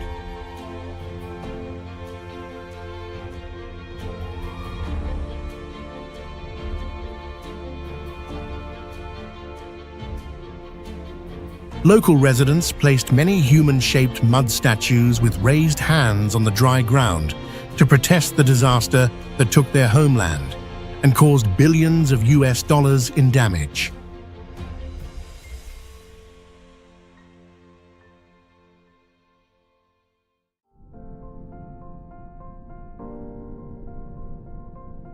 Kanggiksujuak is regarded as one of the most isolated settlements in the world, where human life exists in the Arctic tundra with almost no natural escape route.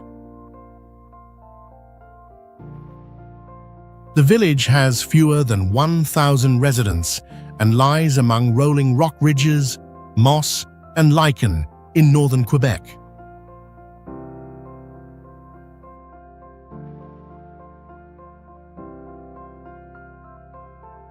Near the village lies Pingualuit crater, the trace of a meteorite impact about 1.4 million years ago with a closed circular lake that has no river flowing in or out.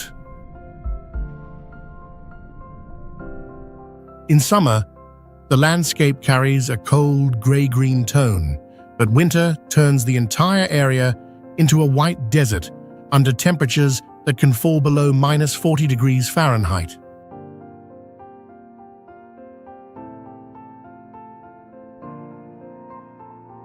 Food supplies, heating oil, and medical materials depend entirely on costly flights or cargo ships during the short summer season.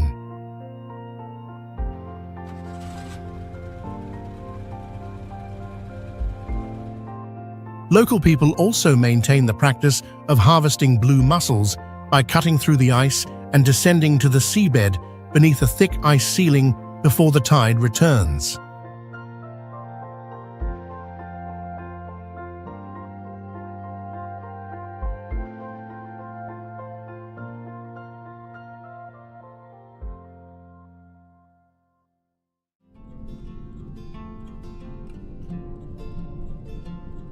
Chinguetti could disappear forever beneath the Sahara, as shifting dunes keep moving and pushing deep into the old town core.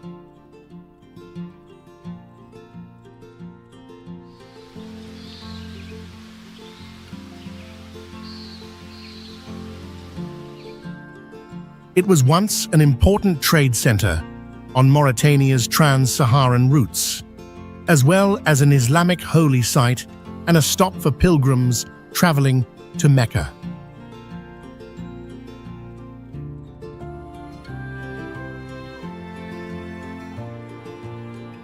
Today, Chinguetti is almost cut off from the region's main rhythms of life, with alleys, courtyards, and old houses invaded by sand day after day.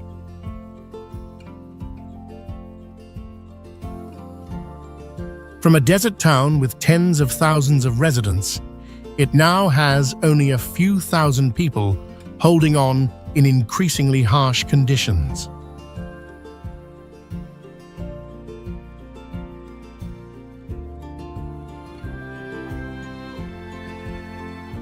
Many families must shovel sand out of their courtyards and paths by hand, because if they stop, part of the neighborhood can be buried.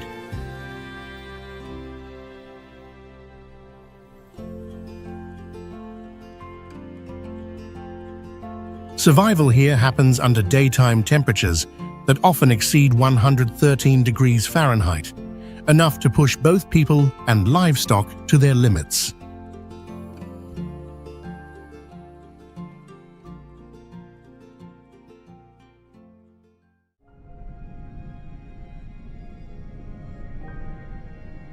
Salinas Grandes is one of the largest and most spectacular salt flats on Earth, stretching across more than 200 square miles on Argentina's Puna Plateau.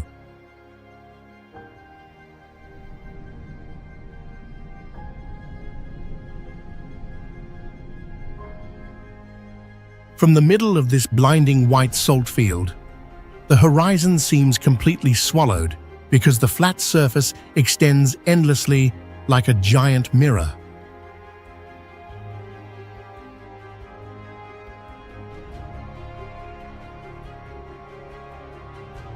Within the dry, salt crust appear rectangular pools glowing with emerald green water, known locally as Ojos del Salar, and formed by underground springs beneath the salt layer.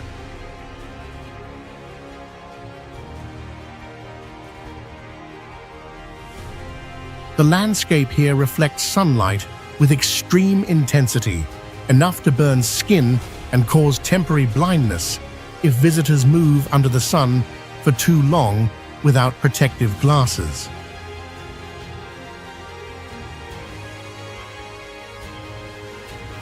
In the middle of the salt desert, there are also spherical domes for visitors to rest, creating the feeling of shelter pods on a white planet.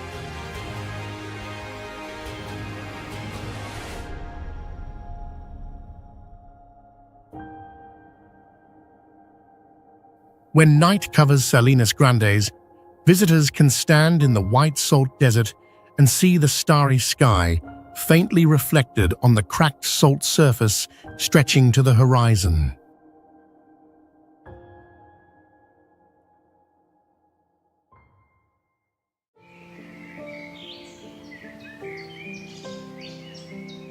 Batad village is globally known for its massive stone rice terraces carved directly into a mountainside in a formation resembling a Roman amphitheater.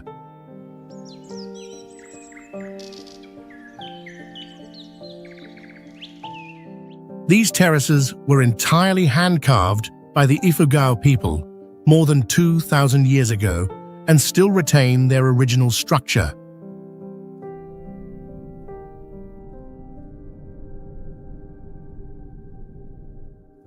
No paved roads or motor vehicles exist, and the entire village functions as a rigid architectural mass anchored to steep slopes.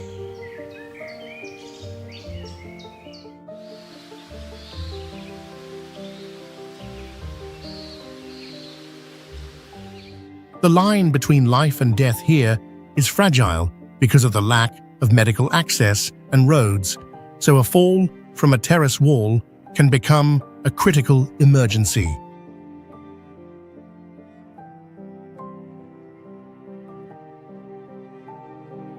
To move around, residents rely only on human strength along narrow and steep stone steps, where many sections are wide enough for only one person.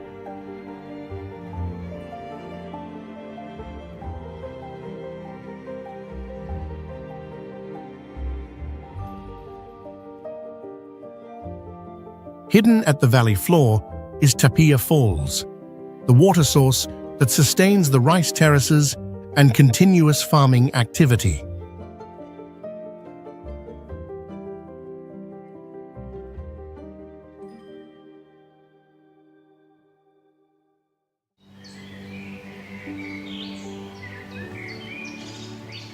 Longmen Grottos is not only an ancient monument, but a brutal geological work site straining under stone weight and natural erosion for thousands of years.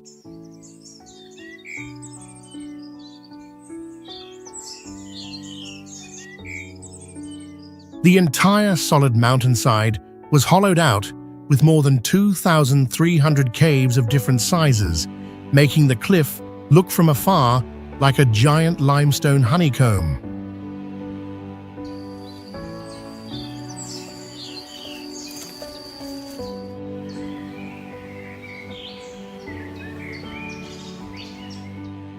The complex is wedged between two steep mountain walls, forming a narrow fracture corridor with a river twisting along the bottom.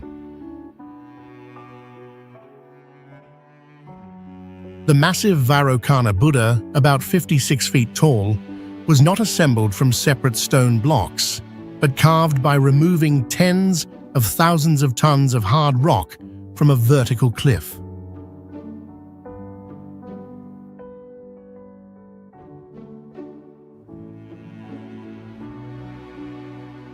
More than 100,000 statues here stand on a sloping, fragile limestone base beside a river with major flood variation, causing many natural stone eaves to collapse permanently under gravity.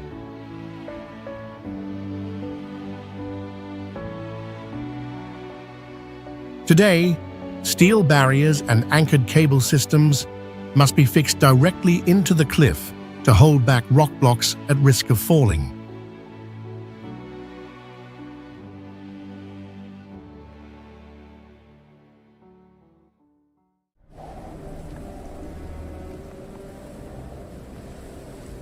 Vorkuta is considered one of the fastest emptying dead cities on Earth, where thousands of apartments have fallen to the price of a cup of coffee, but almost no one dares to live there.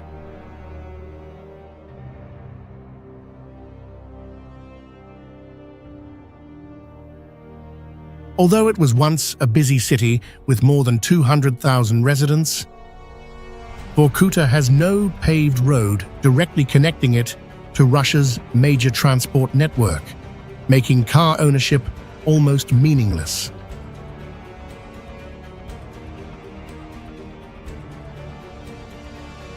The city stands alone on the flat tundra, taking the full force of snowstorms blowing in from the Arctic Ocean and surrounded by abandoned satellite towns.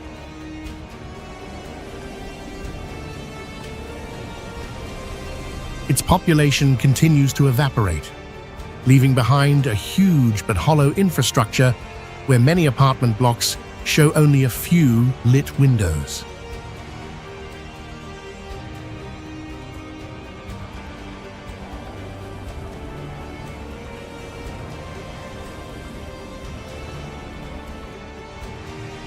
In winter, snowstorms can bury exits completely, forcing residents to break upper floor windows or dig tunnels through walls of snow to get outside.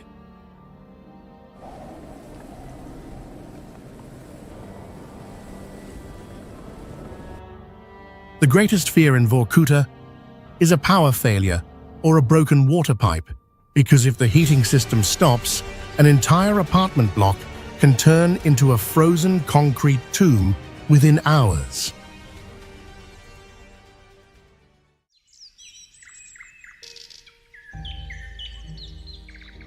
Nubian Crocodile Village is a village where humans calmly keep one of the planet's most bloodthirsty wild predators right inside their living rooms.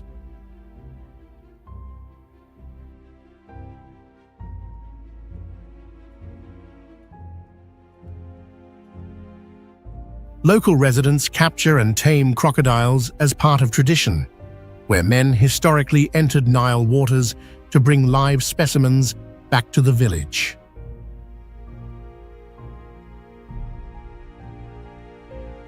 Inside many homes, the central structure is not a living area but a concrete enclosure covered with steel mesh or glass to contain crocodiles reaching 13 to 16 feet in length.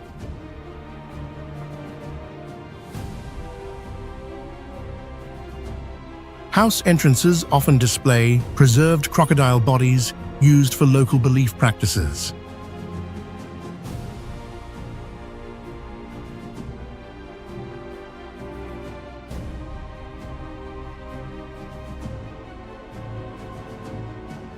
The settlement is located at a boundary where Sahara desert temperatures can exceed 122 degrees Fahrenheit and meet the strong flow of the Nile River.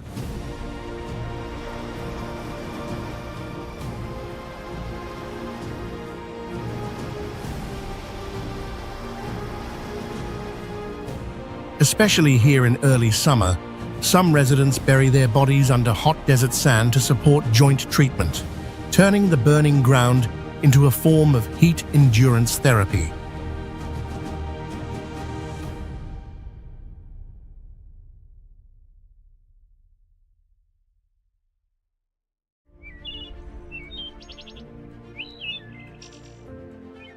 Mount Amei is the highest of China's 4 sacred Buddhist mountains, rising more than 10,000 feet in Sichuan province and often piercing through thick cloud layers.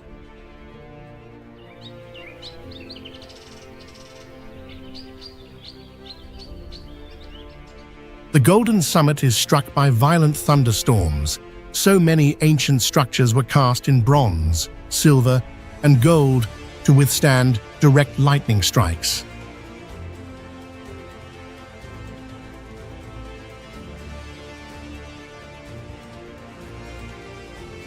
The land route up the mountain is not a gentle dirt trail, but a maze of about 60,000 stone steps, stretching for more than 31 miles.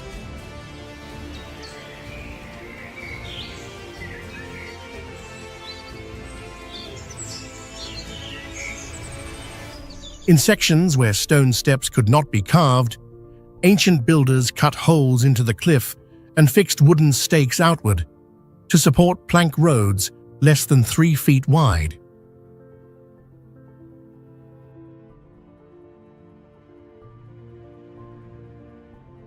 Because of the high humidity in the Sichuan valleys, the abysses around Imei are often filled with a rolling sea of clouds, making the summit look like an island floating in the sky.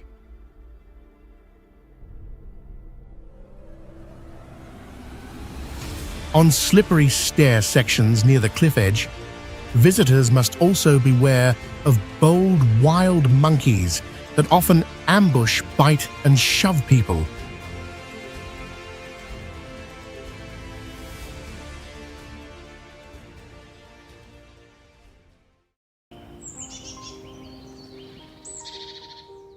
One wrong step, and the cost of living in these villages can be life itself.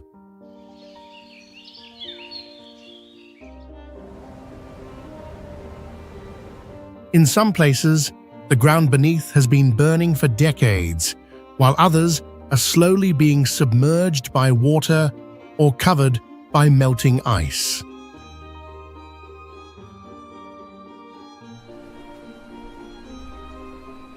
Some communities live in severely polluted air, while others remain almost completely isolated from infrastructure and the outside world.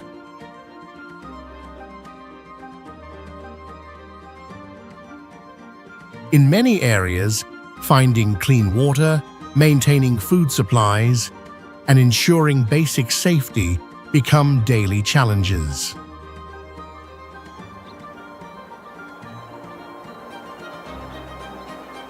Each location forces people to adapt in different ways, depending entirely on the surrounding natural conditions.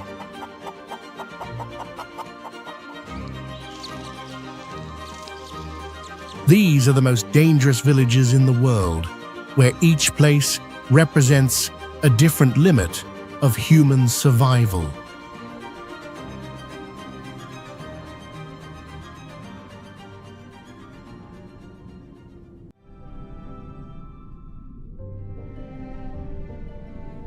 Kapoho was once a fertile area in Hawaii that has been completely destroyed by volcanic eruptions not once, but twice in modern history, in 1960 and again in 2018.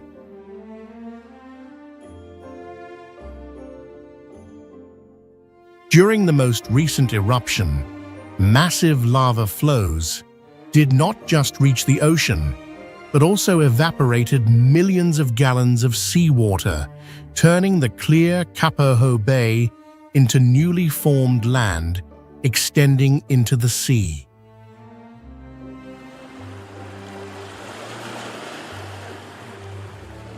The area was once known for the champagne ponds, brackish pools naturally heated by geothermal activity and constantly releasing gentle bubbles.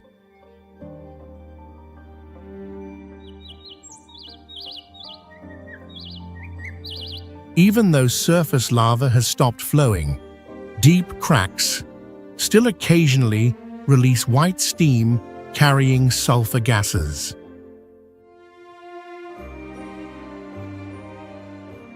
The lava field covering Kapoho may take many years or even decades to fully cool.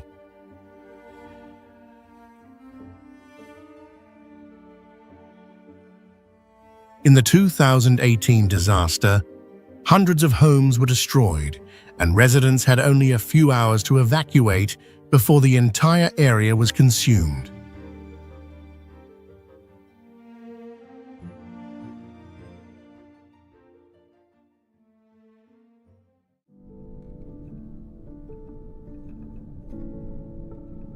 Chinguetti is being swallowed by the Sahara day by day, sinking under a sea of sand and facing the possibility of disappearing from the world forever in the not-distant future.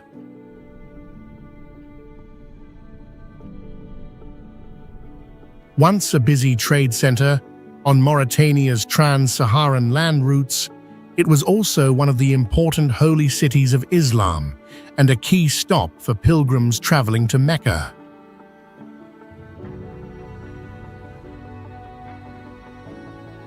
Today, the town feels almost cut off from the wider rhythm of the region as Sahara dunes keep shifting forward, spilling into alleys, filling courtyards, and burying old houses.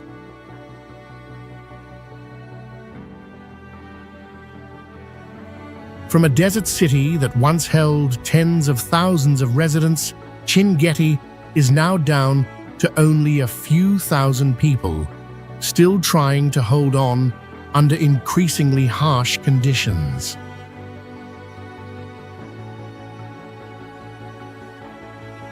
Many families have to use shovels and physical labor to clear the sand pouring into their yards and pathways, because if they stop, entire neighborhoods can disappear.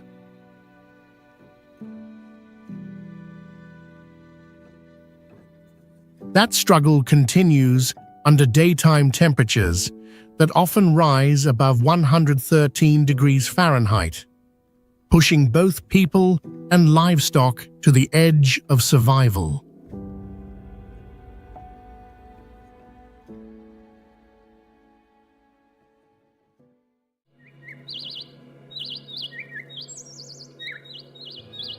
Chamorro Lawang is a village perched directly on the edge of a steep cliff above an ancient volcanic caldera not far from Mount Bromo, which remains continuously active.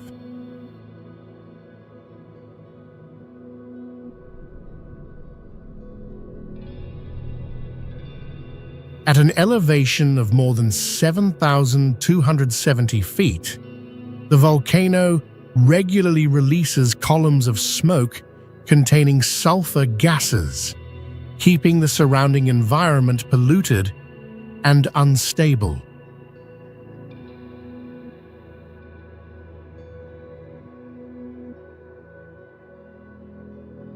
With no flat land available for farming, the Tenga people are forced to cultivate steep slopes along the rim of the caldera, where every growing season carries real physical risk.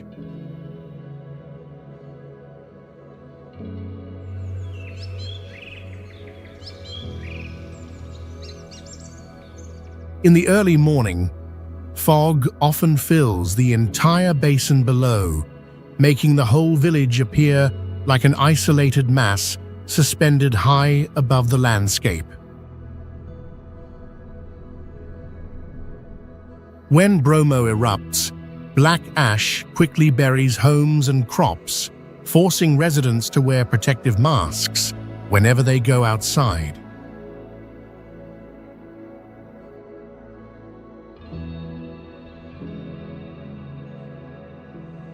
Even when the volcano becomes quieter, the loose ash-rich soil along the cliff edge still leaves the area highly vulnerable to landslides after heavy rain.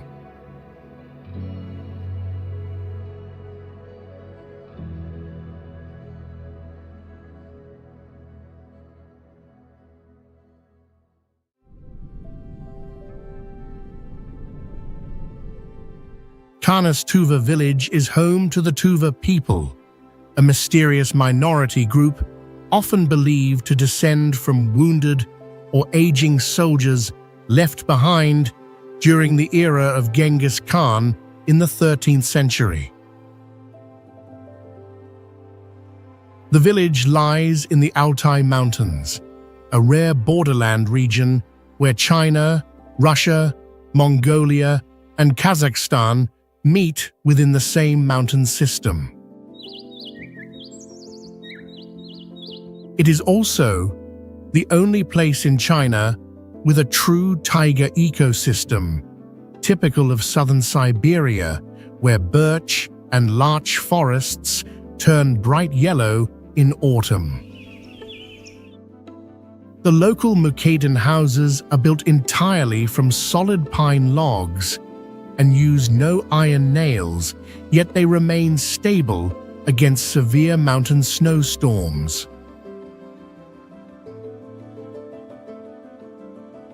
Winter in the Altai can drop to -40 degrees Celsius or -40 degrees Fahrenheit, with snow reaching about 6.5 feet and isolating the village for long periods. When blizzards block all access, survival depends on hay stored for livestock, dried meat kept under snow like a natural freezer, and firewood prepared in autumn.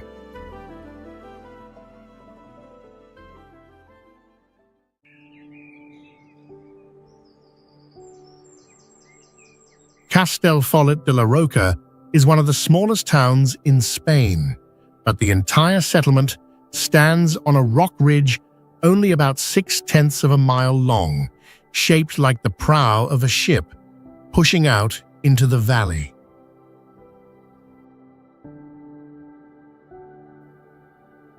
The houses along the edge are built right against a nearly vertical cliff, placing the entire settlement at risk of erosion, landslides, and fractures in the rock foundation.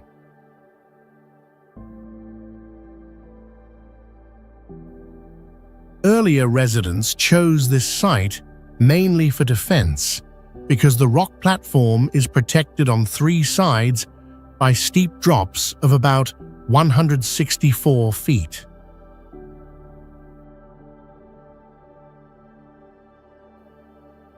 On top of that narrow ridge, the buildings are packed tightly together along what is almost a single main street, so the space inside the village feels dense and enclosed.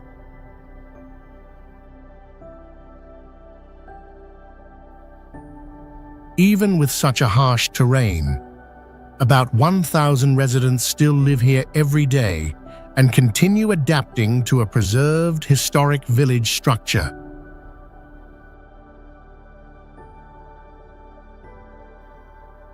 In the middle of a valley covered with thick green vegetation, the dark grey rock rises sharply and lifts the whole village high above, making the settlement seem cut off from the world below.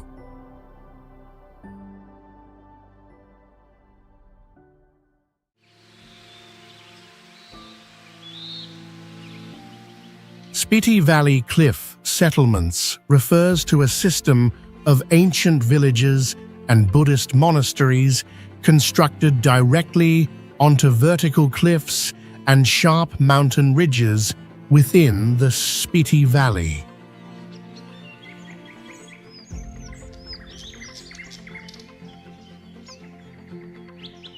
The region exhibits a cold desert landscape formed by its position in the Himalayan rain shadow, characterized by barren mountains, strong winds, and extremely sparse vegetation.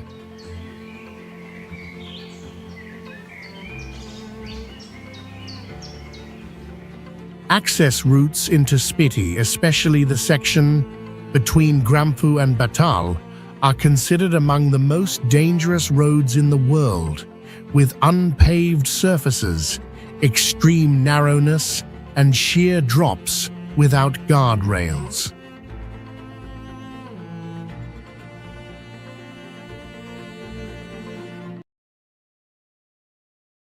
During winter, temperatures can fall below -30 degrees Celsius, and high passes such as Kunzum Pass, are completely closed by snow, isolating Spiti for nearly half the year.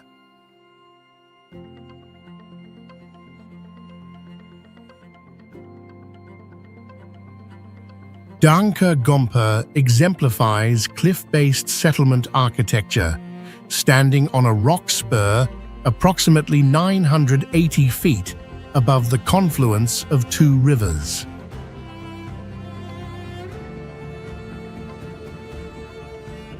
Hikim hosts the world's highest operational post office, while Tashigang is recorded as the highest polling station on Earth, requiring officials to hike and carry oxygen to serve a very small electorate.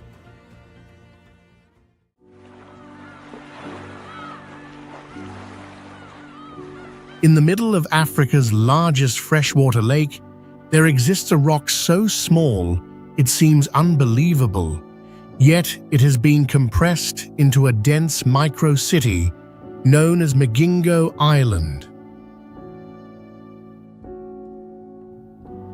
Nearly the entire surface of the island is covered by corrugated metal and rusted zinc shacks, where about 500 to 1,000 people live packed together at the same time to survive through fishing. From above, the island looks like a floating mass of metal on the lake, with buildings pressed together so tightly that there is almost no clear road or open space left.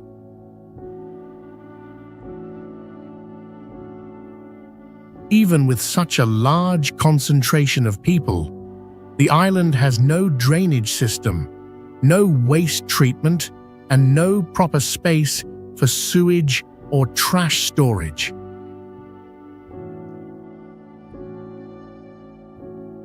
Fish remains, household garbage, and human waste are all discharged directly into the lake, turning the island into a potential hotspot for cholera and typhoid outbreaks.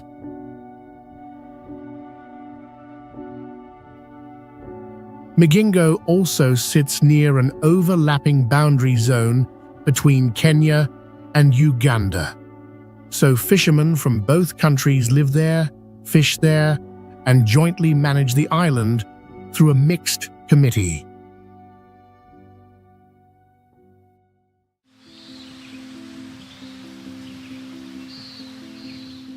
Would you believe that an entire village exists on the flat surface of a mountain summit, and that even today thousands of people still live there, and that place is Amedi, also known as Ahmadiyya?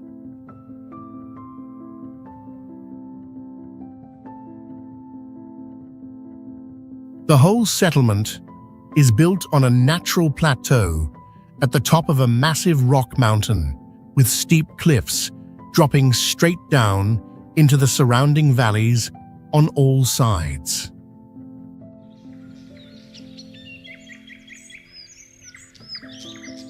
From above, Ahmedi appears as an isolated oval-shaped mass, with almost no available space left for expansion.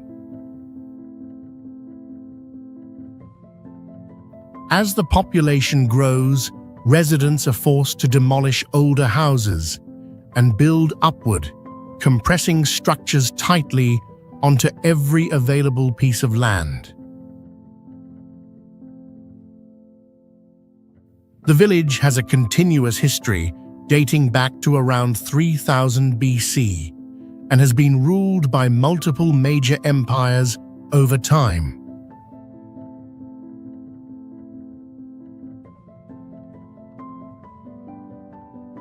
With only a single access road leading up the mountain, the settlement often becomes completely cut off when winter storms in the Zagros range block the route with heavy snow.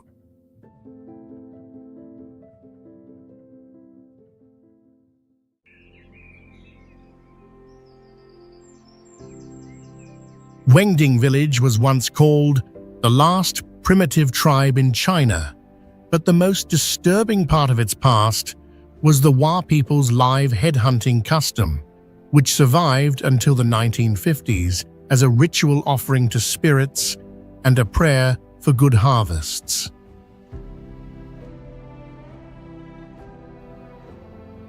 That belief system still dominates the village, where white buffalo skulls with sharp horns hang densely from the entrance gates, wooden posts, and house walls.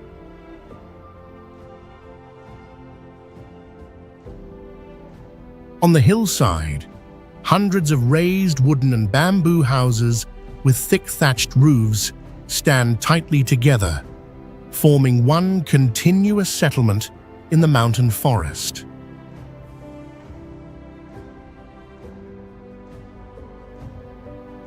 Because it lay deep in a humid tropical region marked by disease, wild animals, and malaria, Wengding remained isolated from the outside world for a very long time.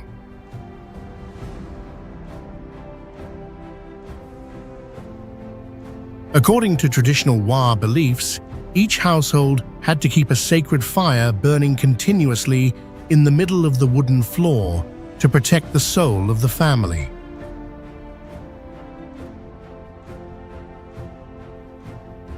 In 2021, a fire destroyed almost the entire village. So much of what is seen today is the result of reconstruction.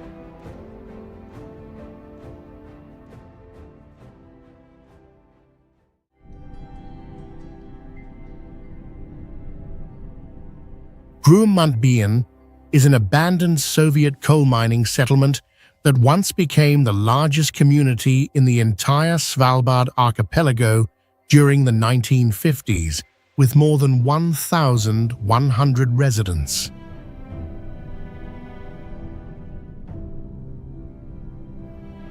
The town was built on a very narrow strip of land, squeezed between a steep mountain wall behind it and an icy shoreline in front, which left the whole settlement in a physically exposed position.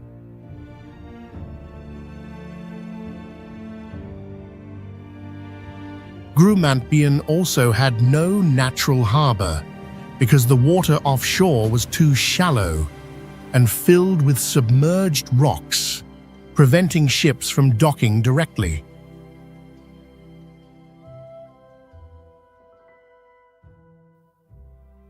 After the war, the Soviet Union invested heavily to rebuild the settlement from ruins, but its strongest period lasted only about 15 years.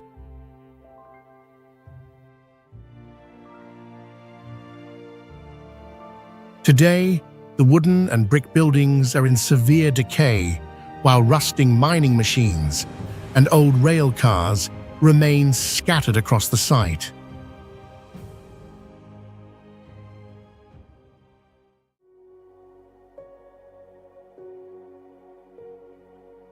Charia is a place where underground coal fires have burned continuously since 1916 and still cannot be fully extinguished.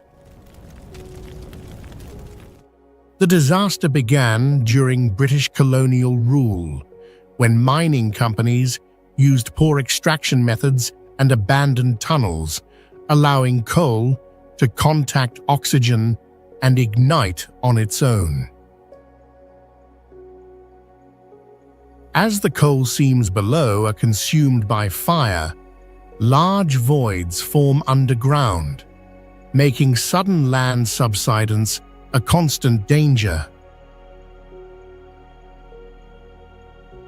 Across the surface, deep cracks release white and grey smoke and hot gases day and night, while some areas of ground become hot enough to melt plastic soles.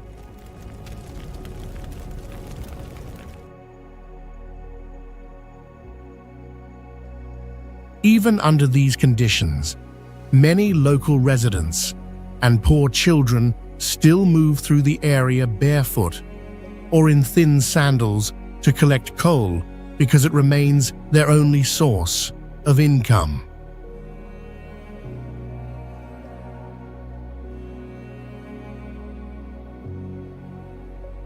The Indian government has launched a relocation plan for people living in the danger zone, but around 100,000 residents still remain, while the fires have destroyed more than 37 million tons of high-quality coal and blocked access to about 1.5 billion tons more.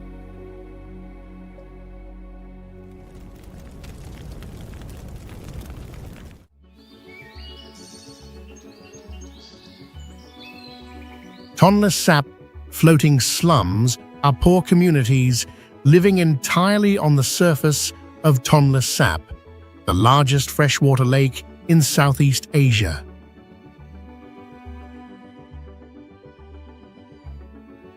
Homes, schools, medical posts, and shops here are placed on wooden rafts, empty metal drums, or old boats, creating a floating settlement with no fixed ground beneath it.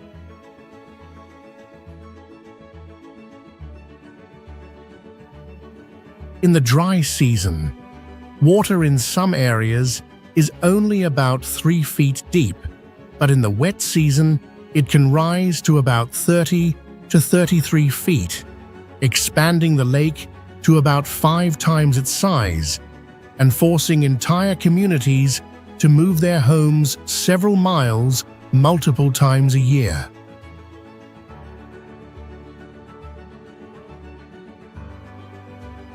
The water stays muddy brown because of the huge volume of sediment carried in from the Mekong River, so daily trade also happens entirely by boat.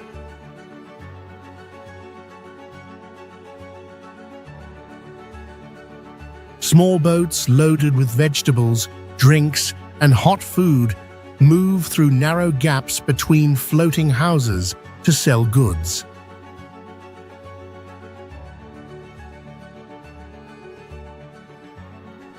The most extreme part is the water cycle itself, because household waste, engine oil, fish washing runoff, and human waste all go directly into the lake, and that same water is then collected again for washing, cooking, and daily use.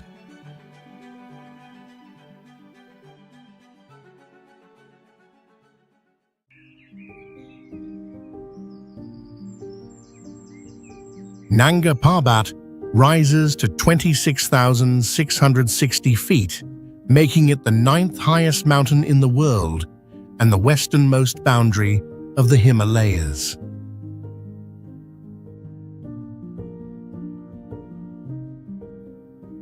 The mountain is known as Killer Mountain because it stands completely isolated from surrounding ranges and rises sharply from the Indus River Valley.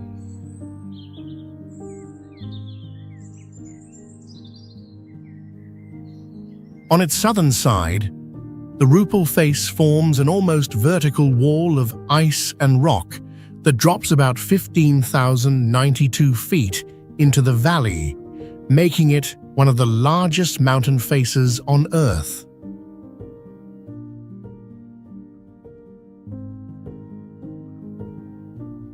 Settlements in this region are extremely sparse, yet Gujar nomads and their yak herds still survive along the isolated edges of the valley.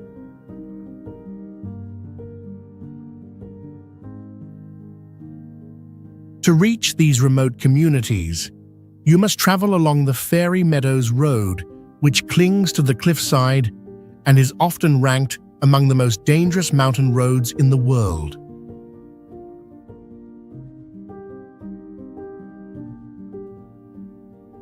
On this road, one side is a vertical rock wall, while the other drops into an unguarded abyss, so a single slip or misjudged maneuver can send a vehicle off the edge instantly.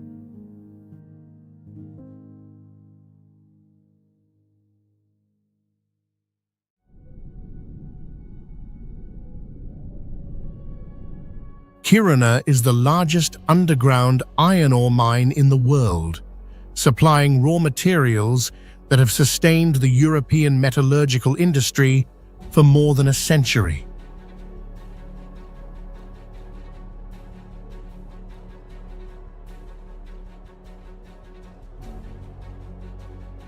Long-term extraction has hollowed out the ground beneath the city, creating extended fractures and severe subsidence that directly threaten the urban center. In response, the Swedish government has launched a project to relocate the entire city to a new site about 2 miles away.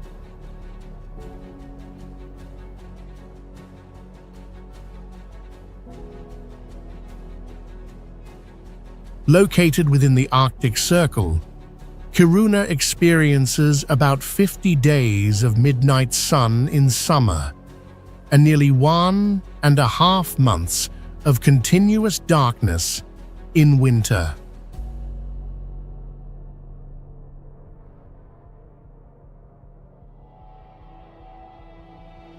Residents in Kiruna rely on artificial light, continuous heating systems, and light therapy to cope with seasonal depression and the prolonged isolation caused by extreme icy conditions.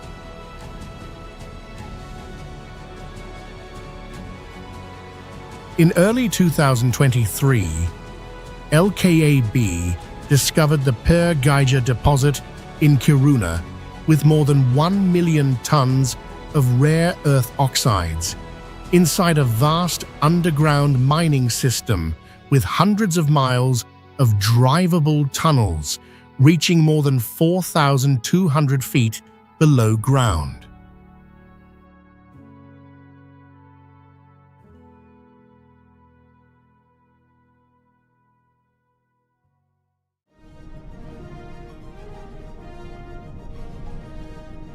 To survive the harsh winter, can you believe that the people of Glaumberg once had to use even animal waste to keep warm and stay alive? This was real because sheep and horse sheds were often placed directly below or next to the main living room, so that heat from animal bodies and their waste could spread into the space where people lived every day.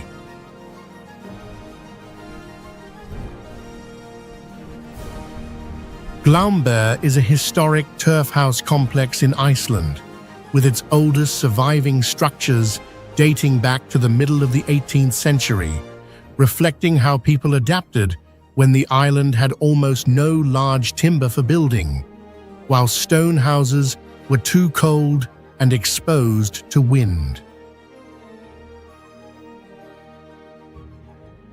The grass-covered roofs and mud brick walls sunk deep into the ground, helped the buildings retain heat more effectively and blend almost completely into the surrounding landscape.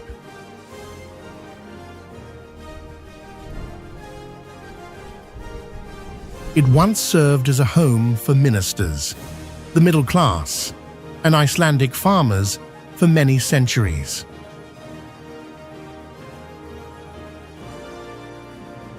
Inside, the rooms were connected by a long, narrow, dark corridor where dozens of people ate, slept, spun wool, and worked in the same confined space.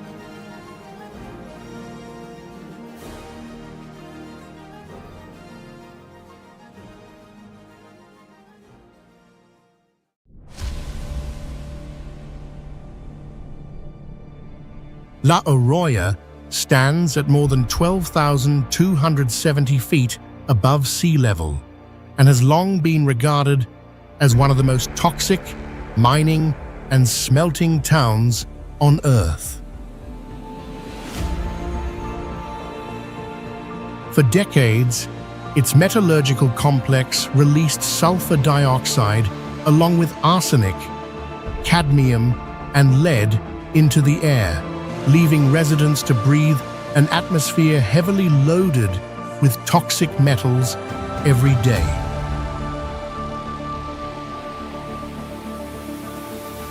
The Mantaro River crossing the town carries a rusty, murky color because it receives industrial waste and runoff from slag deposits, making natural aquatic life almost impossible to sustain.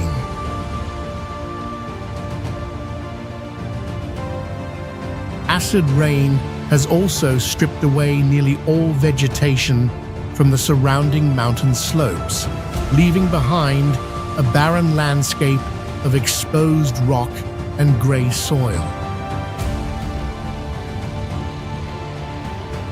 The harshest part is that many residents are trapped inside this system because the surrounding land is too poor and rocky to support farming or other stable livelihoods.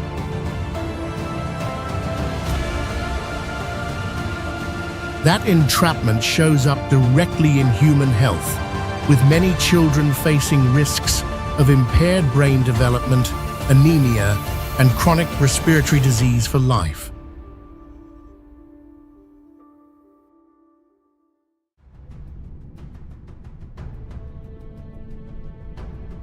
Iruya can only be reached by crossing Abra del Condor Pass at an elevation of about 13,100 feet, or by following the only land route that loops through the neighboring province of Jujuy.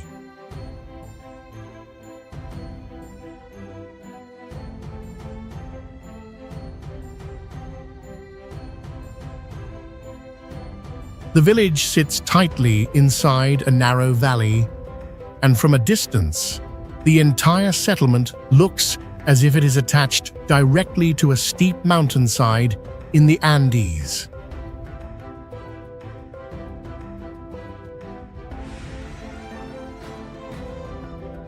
Within that terrain, the Nuestra Senora del Rosario y San Roque Church stands out with its bell tower and pale yellow-blue dome, forming the clearest visual landmark in the town.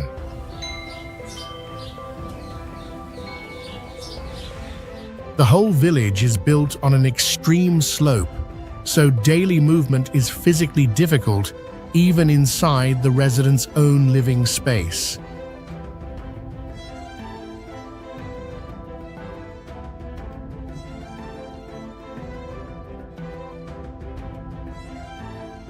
In summer, from December to March, the Iruya River rises and turns violent enough to completely submerge the only dirt road leading into the village.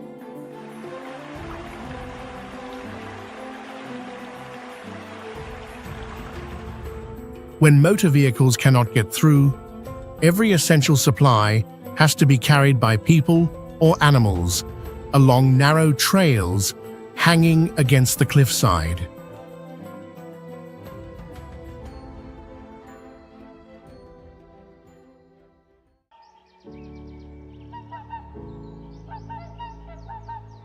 Imagine living in a village with no walking road leading in, where even leaving home becomes a serious journey. And that is exactly what Bame village is like.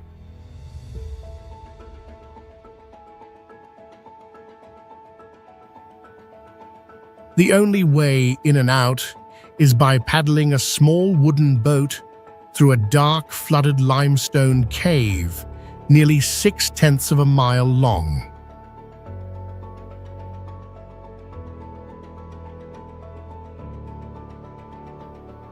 Because the village is completely isolated by its terrain, the people of Bame lived separated from the outside world for hundreds of years.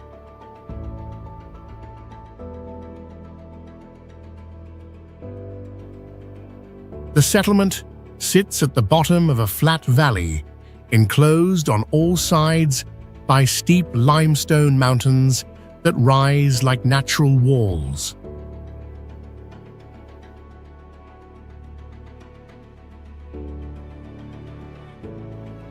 Since trade through the flooded cave is extremely difficult and especially dangerous during flood season, residents once had to produce 100% of their essential needs on their own.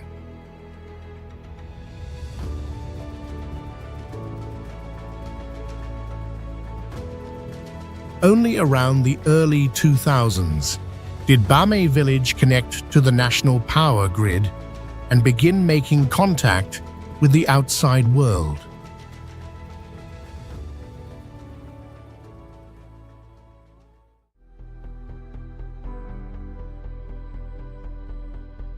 Vostok Station is a Russian scientific research facility and one of the most valuable records of Earth's climate history.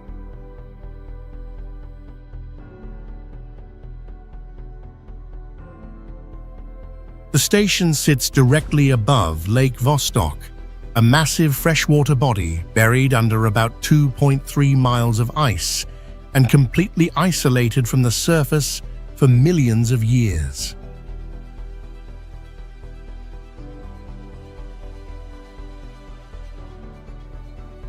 The surrounding landscape is the Antarctic Plateau, an almost perfectly flat environment with no hills, no valleys, and no exposed rock anywhere.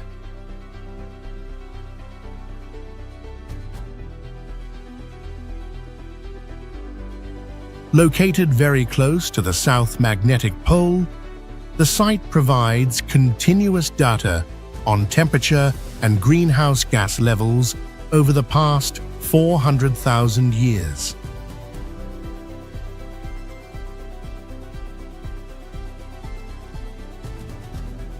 In this environment, people must breathe through heated equipment because direct exposure to air that can drop to -112 degrees Fahrenheit risks freezing and damaging lung tissue.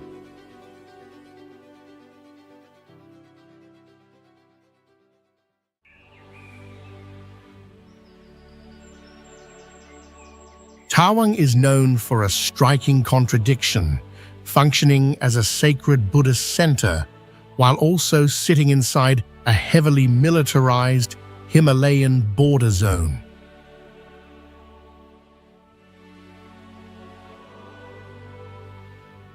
For a long time, reaching Tawang has meant crossing Sela Pass at over 13,000 feet, where snow, icy pavement, and avalanche risk regularly threaten the main access route.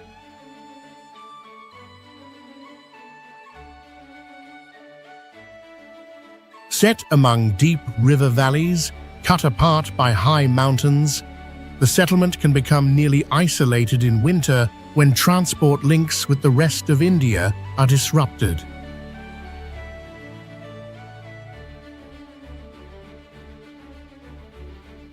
The Monpa people survive Himalayan winters by relying on yak, which provide meat, milk for butter tea, dried dung for fuel, and wool for making shelters against snowstorms.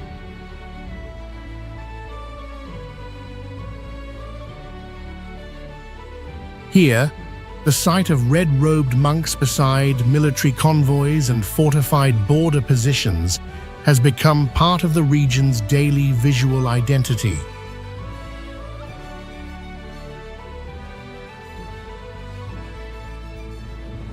To reduce that isolation, India inaugurated the Sela Tunnel in March 2024, giving the Tawang route all-weather connectivity through the mountain barrier.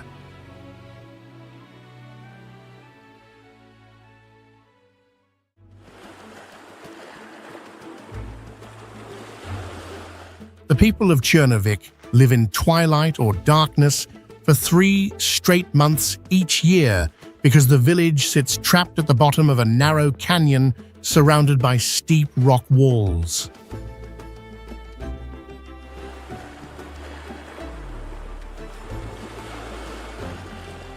This isolated village stands at the northern edge of Streymoy, the largest island in the Faroe Islands, inside a deep valley basin where the sun never rises high enough to reach the ground during winter.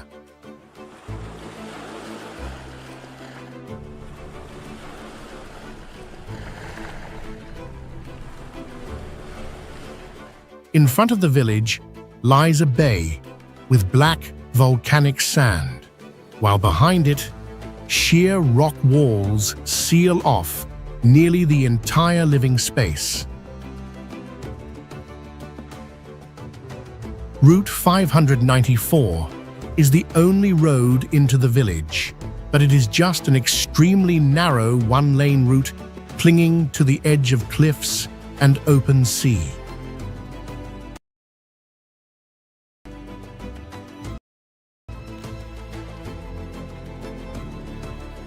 Storms here can knock down a full-grown adult and drive massive waves straight into the bay, forcing houses to be built heavily and roofs to be covered with thick grass so they are not torn away by the wind.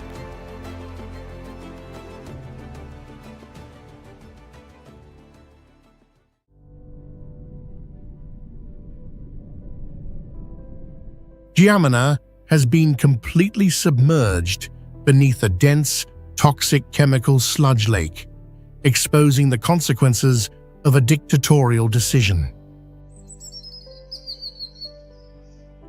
In 1977, authorities ordered the evacuation of the entire village to turn the valley into a dumping site for waste from the nearby Roshia Poyeni copper mine.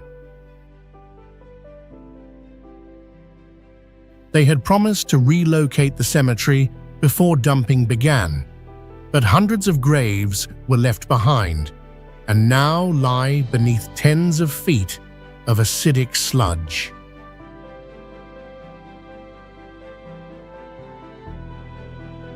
The lake shows red, orange, yellow, and gray colors caused by chemical reactions, cyanide, and heavy metals where no aquatic life can survive.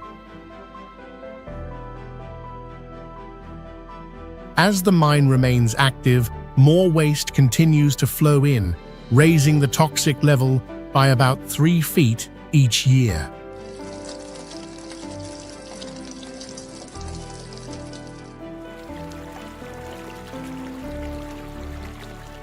The most haunting image is the church tower that still rises above the surface, marking the former center of the village.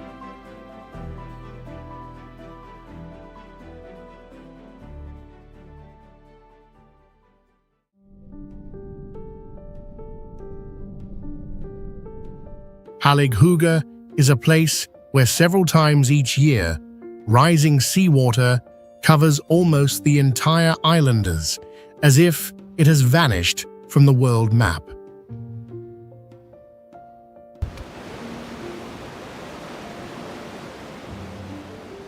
All houses, the school, and the church here are built on mounds designed to keep the inhabited parts above the water when storm tides pass across the island.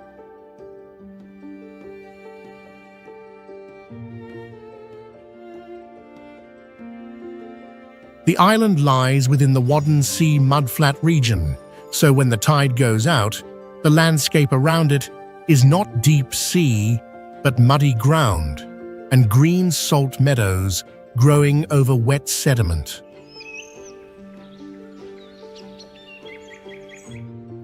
Because of that, most of Halig Huga has no fixed boundary between land and water and keeps changing with the rhythm of the tides.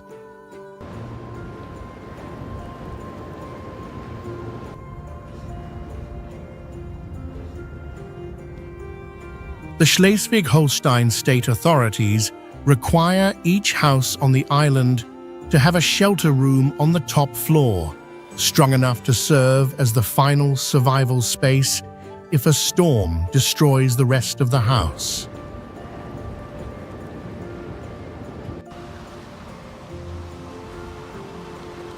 Instead of blocking the sea by reshaping the whole landscape, residents raise their buildings and allow seawater to flow across the lower ground, preserving the island's natural form almost intact.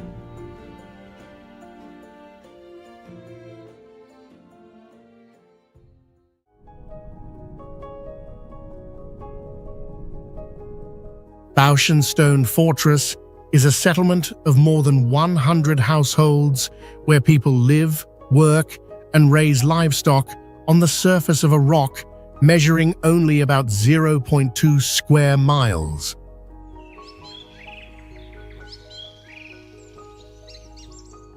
Because the stone surface is so limited, the entire town is compressed onto a single massive rock above the Jinsha River Canyon.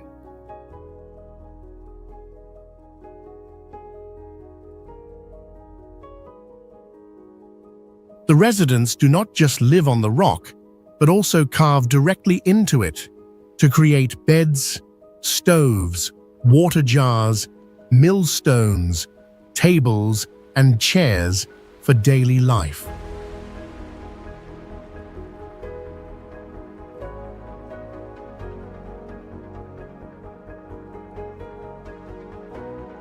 Since the rock has no farmland, they have to cut into the mountain wall and carry soil from elsewhere to build terraced fields on slopes of about 70 to 80 degrees. The whole village has only 2 entrances, and when those 2 gates are closed, the entire settlement becomes almost like an isolated fortress. Every path inside the village consists of steep and narrow stone steps, so transport has long depended entirely on human labor or pack horses.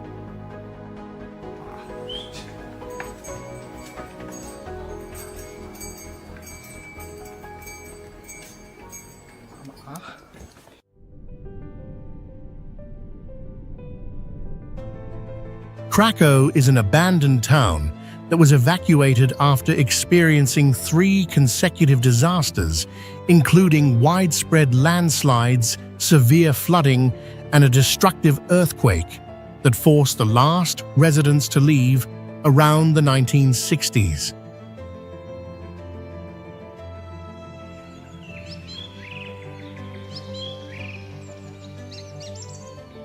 These events occurred within a relatively short period and disrupted all forms of survival, making the settlement no longer viable.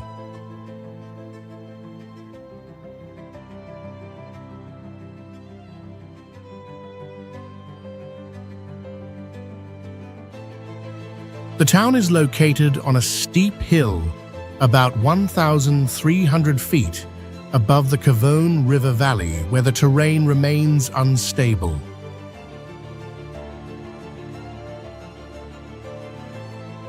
The grey stone houses are built along the slope, causing the entire structure of the town to visually merge with the natural rock face. Despite being abandoned for decades and exposed to extreme weather conditions, most buildings remain standing and have not fully collapsed.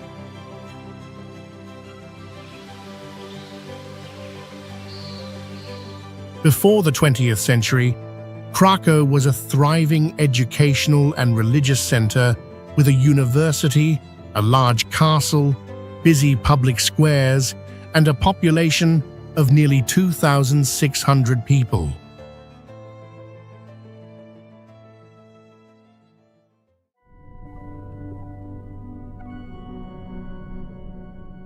Tuktoyaktuk stands out globally as a brutal symbol of global warming, a small, remote village that is slowly falling straight into the ocean.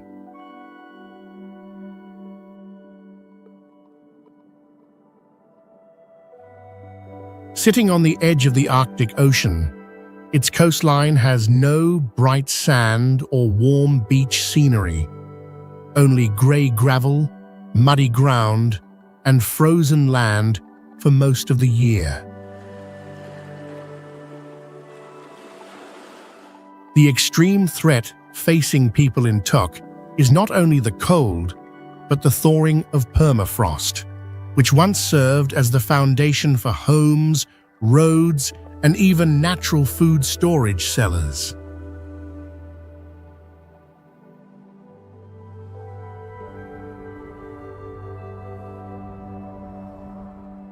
As that frozen ground breaks down, the people here are forced to consider moving the entire settlement farther inland.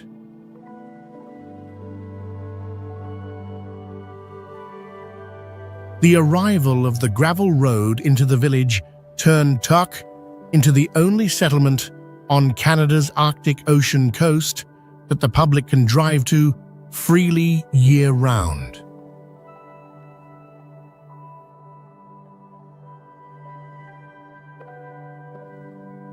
Back in the 1950s, this place also served as an important military site, functioning as one of the radar stations used by the United States and Canada to monitor Arctic airspace.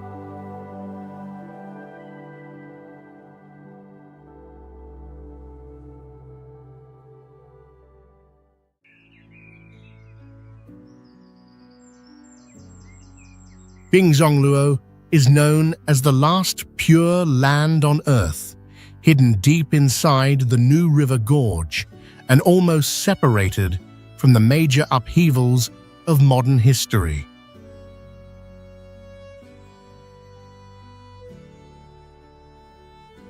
Because of its severe geographic isolation, the area was rarely affected directly by war and industrial expansion, allowing it to preserve an unusually intact state of separation.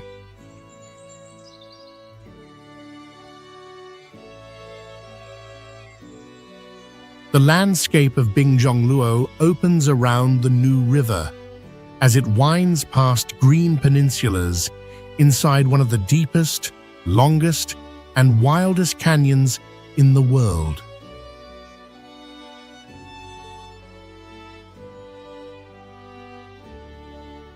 Local people have to build houses and paths tightly along the natural terrain, with almost no real possibility for large-scale expansion or reconstruction.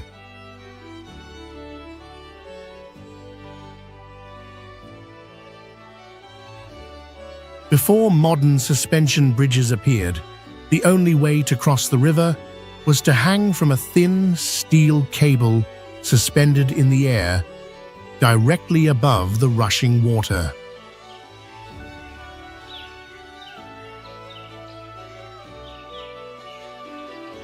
With very little flat land available, local people still have to cling to steep mountain slopes for farming and for the continuation of daily life across generations.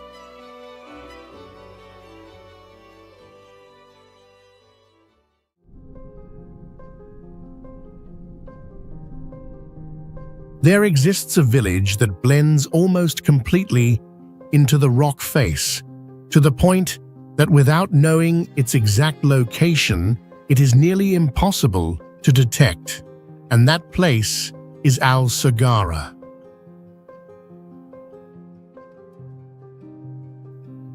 The village is located on the limestone range of Jebel Akhdar at an elevation of nearly 9,840 feet, where the terrain is steep and heavily fragmented.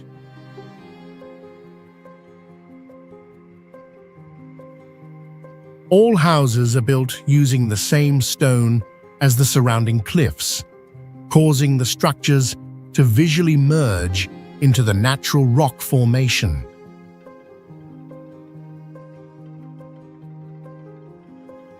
Residents use natural caves, expand them, and seal them with stone and clay to form enclosed living spaces.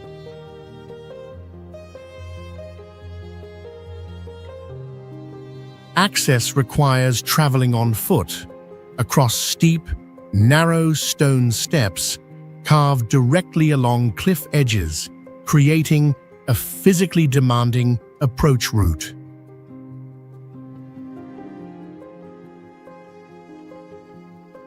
The village has been inhabited by the Al-Shariki tribe for more than 5 centuries, and until around 2015, the area remained restricted to foreign visitors due to terrain conditions and security controls.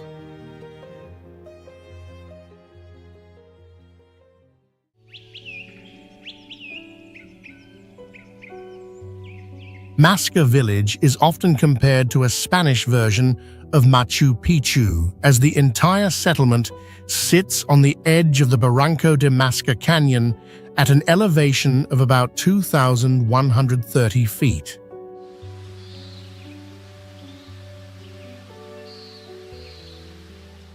The village is surrounded by sharp peaks and steep cliffs of the ancient Tenno Range, which formed around 7 million years ago.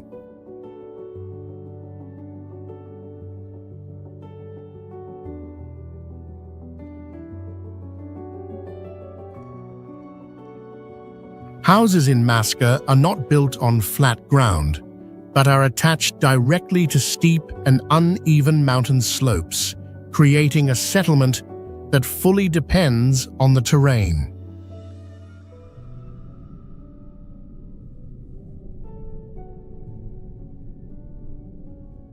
To reach Masca, must travel along the TF 436 route, a narrow and dangerous mountain road considered one of the most challenging drives in Europe.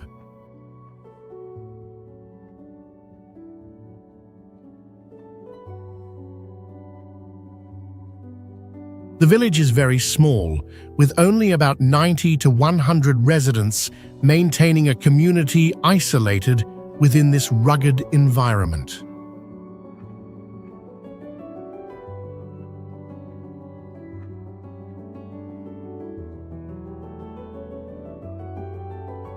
In 2018, the Canyon Trail was closed for more than 3 years to strengthen safety measures after repeated accidents, with helicopters frequently deployed to rescue visitors who slipped.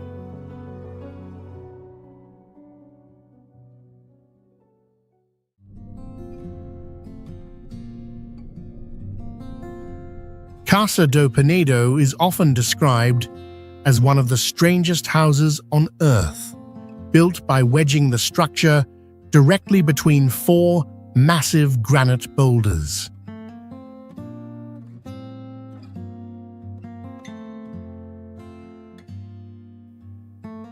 Inside, the layout follows the natural rock formations, featuring a eucalyptus wood sofa weighing about 772 pounds, with stairways and railings carved to fit the stone precisely.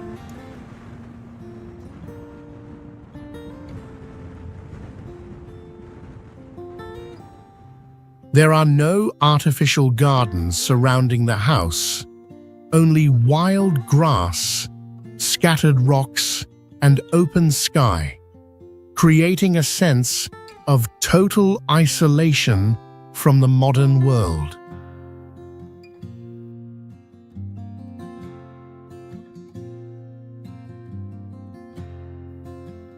Because of its remote location and unwanted attention, the owner installed bullet-resistant windows and reinforced steel frames to protect the building.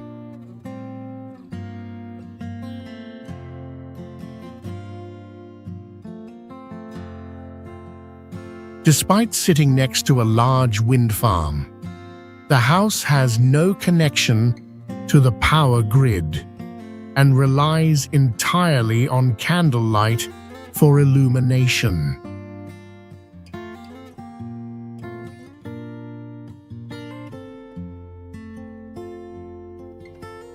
As visitor numbers increased, the owner stopped living here full-time, and part of the house was converted into a small museum.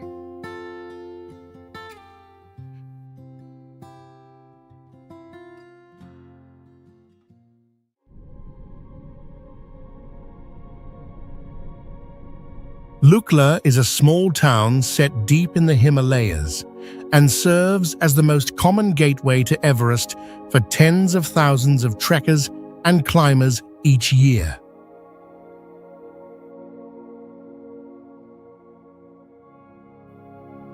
The town is locked inside a narrow basin, where massive rock walls and snow-covered peaks rise tightly around a settlement with very little usable space.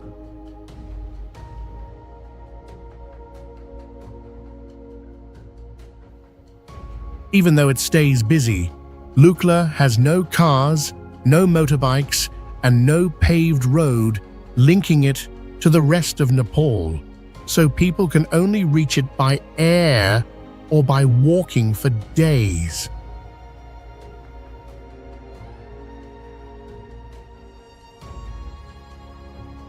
At the center of that isolation is Tenzing Hillary Airport, whose runway is only about 1,729 feet long and is widely regarded as one of the shortest and hardest to access in the world.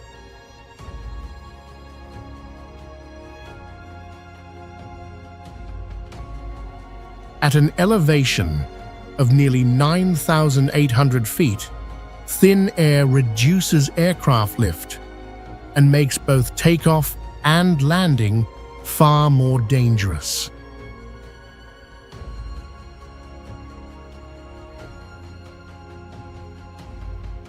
In this low oxygen environment, the movement of supplies still depends heavily on yak and zo, the hybrid between domestic cattle and yak.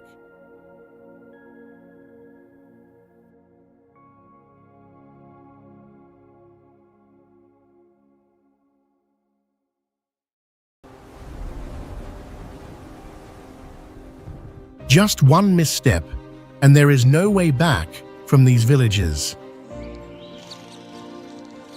In some places, people live on narrow rock pillars, where leaving home means facing a drop hundreds of feet below.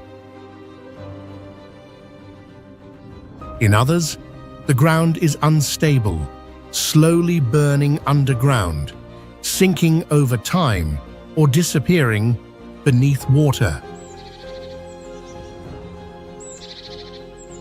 Some communities live at high elevations with thin air or in extreme cold, where even a small mistake can lead to serious consequences. Others are completely isolated, with no roads or infrastructure, forcing people to rely entirely on adaptation to survive. Even so, these places are not abandoned. People continue to live there in conditions that were never meant to support human life.